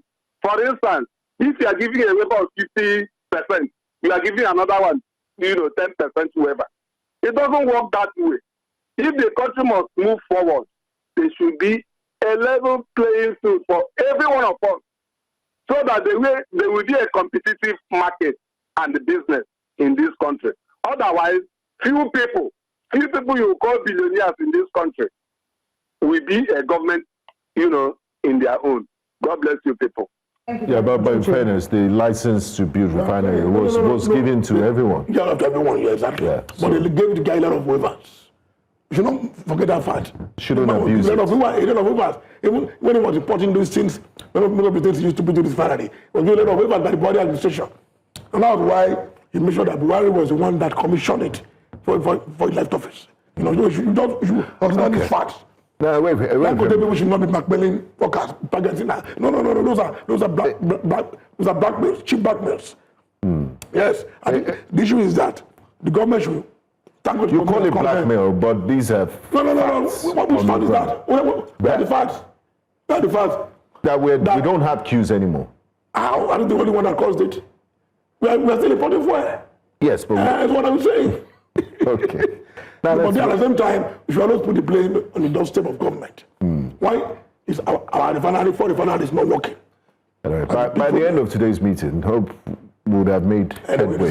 Now, there's a headline here: pro-Wike lawmakers absent Fubara's Independence Thanksgiving. This is from the Punch newspaper. I don't know if we don't know why they were not there. Is it? But Olive, are we making a mountain out of a molehill? The media will always tell you the cup is empty. Or is the media? Are they trying to be sensational? So I don't think that we should not be thinking of any crisis this early after 6 months of that's unnecessary interregnum. That's some serious monitoring spirit. Absolutely. You go to church to check whether they are pro-Wike lawmakers here or not. No, the church is a place to be humble and say your prayers, not to be checking for whether are they pro-Wike lawmakers here or not. I don't think we should overhype it. Yeah, sensational, like that song that Chris Brown Sensational. on the same portion papers. Yeah. At the top end of the paper, there is an advertorial by Otedola. Yeah. In response to the media aid on former vice president. All right. Before you give your thoughts on that, we have a call. David is calling. Let's hear from David. Good morning, David. Hello. Hello, David. Hi, please good go morning, ahead. David. Hello. Yeah. Hello. We can hear you. Go ahead. Go ahead. Good morning, sir. Good morning. My happy new week and happy new month. Dangote don't want to be involved in politics. Dangote don't want to be involved in politics. That is why you are seeing the 800 workers we are talking about. Yes, what Dangote have done is very good. If I may ask you people there, those Nigerian workers, they are being paid higher than what the common Nigeria is receiving when they were entering. And it's not only Dangote company, you have casualization. Obasanjo have farm all over. How much is he paying his own laborers and workers and drivers? Atiku have his own American University and other company. How much is he paying them? This is what we should talk about. Dangote don't want to be involved. The Nigerian Labour Congress, which NUP and whether PENGASSAN we call them, they are politicians. I don't have said it belongs to Labour. And whatever they are doing, the Nigerian population are looking at them. They will be anti-Labour Congress when time reach in this country. I am talking as a grassroots politician. I'm not talking because I'm supporting the present government. And we thank God that since many years ago, there was no refinery. A private man have come now to do it. Why are we disturbing him? If he's from the south, it will be a different story. We should leave a Dangote. Dangote is not a member of ADC, which Ajero belongs to now. And all those PENGASSAN men, they should be very careful. When Oshimole was there, he didn't play politics. He worked as a Labour congressman. May God bless him. Waba was there, he didn't play politics because Buhari is from the north. Ajero should be very careful and useful because they are from the south. They are being used by ADC. May God bless Nigeria. May God bless this government. Tinubu is doing his best to solve our problem. And God will bless him. God have ordained him to be there. He will rule to 2031. So say Nigeria, so say God. God will bless you and everybody who believe in truth. Thank you very much. Elder David from Alimosho. Newspaper. All right, you wanted to make reference to the advertorial, rather. The advertorial is a paid story. Most of the papers today, you know, there's a response to what this man said, the media aide of former vice president. Umar Sani. Yes. Todola and Dangote were beneficiaries of this same problem. You know, Todola was importing diesel. Diesel wasn't subsidized. During Jonathan's time, Todola was the sole importer of diesel. And that he was a major beneficiary. If not for Jonathan, it would have been a wreck by now. That's what this man said, Umar Sani, which Todola is responding to, and even vowed to take him to court. Those are the issues. And related to this issue of still fuel crisis. So I think we should be very careful. Because when last week he came out to defend Dangote, people now came out to remind him that, come on, you are a beneficiary, so be careful. You are a beneficiary. That those guys benefited a lot during the time of Jonathan. So that's what he's responding to now. So people don't forget. Yeah, but he's saying that, fuel wasn't even subsidized. Diesel wasn't subsidized. Let's wait for the report of... And the confidence to even take him to court for $1 billion naira. He means he knows what he's saying. He's not secret that the dollar was in crisis in Jonathan's time and was bailed out by Jonathan. So that we should not overstretch those facts, please. That shows that when you are living in a glass house, don't throw stones. Okay, let's go to Nigerian Tribune. On the front page, federal government has paid Osun State's local government elections. APC members' account. NULG reveals, describes action as bizarre, scary, unprecedented.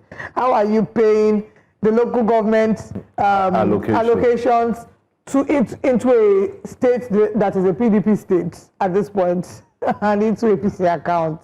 There's still a dispute over who are the local government. But now, APC has slammed NULG back, says allocations were paid into local government councils' accounts. PDP challenges APC to disclose accounts into which local government allocations were paid. Let's take this call. We have a call coming in. Good morning.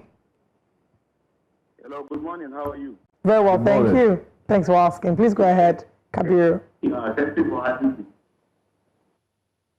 Yeah, I want to make a little contribution concerning the issues, the rift between Dangote Refinery and PENGASSAN. My name is Comrade Kadir Dazi. I'm the immediate past deputy president of PENGASSAN.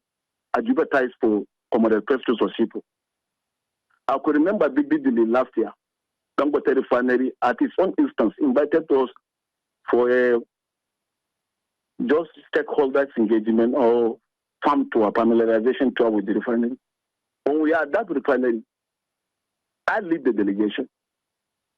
We had discussion with Mr. Kumar Edward. Dangote himself was supposed to be with us. We have delayed that meeting in the refinery because he is on his way back to the country. When time is running ahead of time, we have to continue with the meeting. I stood in for PENGASSAN on behalf of my president, Festus Osipo. While Comrade Williams became president, was there with me. I lead the delegation. What sat down there? There are a lot of challenges with the refinery as at then, which Mr. Edward Kumar showcased all the problems and seek for our support. It is on record. They have the record of our visit. They took us around the plant. We visited almost every sub-plant of that plant. And they even do some presentation to us. They even challenged us that, do we know the people that built this refinery? We told them, no, we don't know. Said that like any other refinery, like Kaduna Refinery was built by Chiyoda. Chiyoda is a Japanese company. Other refineries in Nigeria were built by different companies, that renowned companies that are used in building refineries all across the world. They said that when they want to start a refinery, they approach all these companies that are in the business of constructing and building refineries around the world. All of them refused because of the serious challenge that Dangote refineries is to be presented to the European and Western refineries that used to supply us with product. They don't want to see this competition come into fruition. They said that Dangote Refinery builds Dangote Refinery. Dangote Refinery on its own turns to be the builder of its own refinery. Dangote Group get good hands, Nigerians trained in India, and with some other Indian good engineers. They design the refinery, they build the refinery on its own. So Dangote today is Dangote that builds Dangote Refinery. You can see the challenge from the grassroots. And we agree that Dangote as a businessman has shown capacity and willingness to be both a Nigerian entrepreneur and businessman that is willing and wishing this country success. We stood by him and we promised them that no matter what, PENGASSAN and Meton will stand with this refinery and we will not allow anything to go there. That meeting was successful. And we saw people that are there, graduates from Nigerian universities. People that have gone through the education, they have very well-trained engineers that have got supported and they helped in building that refinery. We built that refinery by Nigerians from the scratch. Some of the cranes that you see in that Dangote refinery were customized for Dangote refinery because no country allows him to even get some of the big cranes that take that his this thing. He built his refinery. That is challenge number one. And government has subsidized and made things easy for him. Nigerian taxpayers' money was put in that refinery in the name of loan. And we're happy to have that refinery working. And that during that meeting, we are very clear with everybody that we see our people, our members in future, that when this thing settles, when everything is in the run, when everything is running, we will come for these people. Because it's not just building machine. We have to interrupt at this moment. Thank you so much for your feedback and for sharing, your experience regarding this issue. It's great to have a first-hand experience and have him talk about it. Because we cannot settle on Dangote's story, we'll have to quickly touch on other stories. Let's get your thoughts on the federal government issue with Osun State local government allocations. Yeah, it's all politics. Don't forget that the state is controlled by the opposition party, PDP. And the president is not uninterested in capturing the state in next election. The president from that state, Irabuji.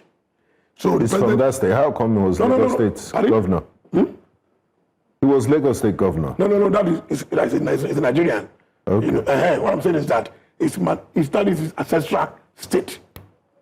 I work for Lagos State government. I'm never in Lagos State. Oh, you are from Edo State. Edo. So there is a problem. The constitution says that you cannot be paid local government funds unless that is local government election. Yes. The state has organized local government election, which the PDP won. But APC is crying foul. Crying foul, they went to court. Through this court process, in Bogleo, the federal government seized the fund. The Osun State government now went to court again. That they should release the fund. Because the court said they should release the fund. So what they announced is that, and the government is saying that we release fund to you people, to the PDP government. It to the wrong. And PDP is saying that no, we have not released any money, that you paid APC members the money. So it's back and forth. I think the matter should be resolved by the court. There should be a court pronouncement. Well, it's quite embarrassing. And the federal government should come out in the open, come out clean. Who did they pay the money to? So it's political. Okay. But they are denying the state, local government workers, their salaries and their money. It is wrong. But I guess the occasion wasn't right to discuss this because the governor of Osun State was also part of the people that welcomed Mr. President to Oyo State for the coronation of Olubadan. But you don't discuss such issues at this type of occasion. That, by the way, sir, Tale release Owofu. Oh my goodness. Okay, let's just take a few stories before we move over to we're almost out of time. Okay, let's move to the Daily Independent so we can touch on that as well. Experts say much remains to be done despite Nigeria's GDP jump. SEC raises the alarm over AI-generated investment scams in Nigeria. AI. There's no religious genocide or persecution in Nigeria, according to the federal government. Please touch on that. Because it was one of the biggest stories of the weekend. And the federal government's response was also swift and decisive. It was triggered by comment, by monologue, by the famous U.S. talk show host, Bill Maher. And who was saying, I don't know where I got information from, that over the years, Christians have been persecuted. By Nigerian government and its people. And he said that over 20,000 Christians have been killed. People said it's worse than what we have in Gaza. So that to me was very, very wrong, when I saw it. And the comments that followed. Arguments on both sides. Was not good for us and our image. So it's good that the federal government came out yesterday with a robust statement that no, that is not so. The victims of terrorism in Nigeria have been Christians and Muslims. It's what influences the policy of Donald Trump. They've been working against Nigeria. It's because the man is very close to Donald Trump now, very influential.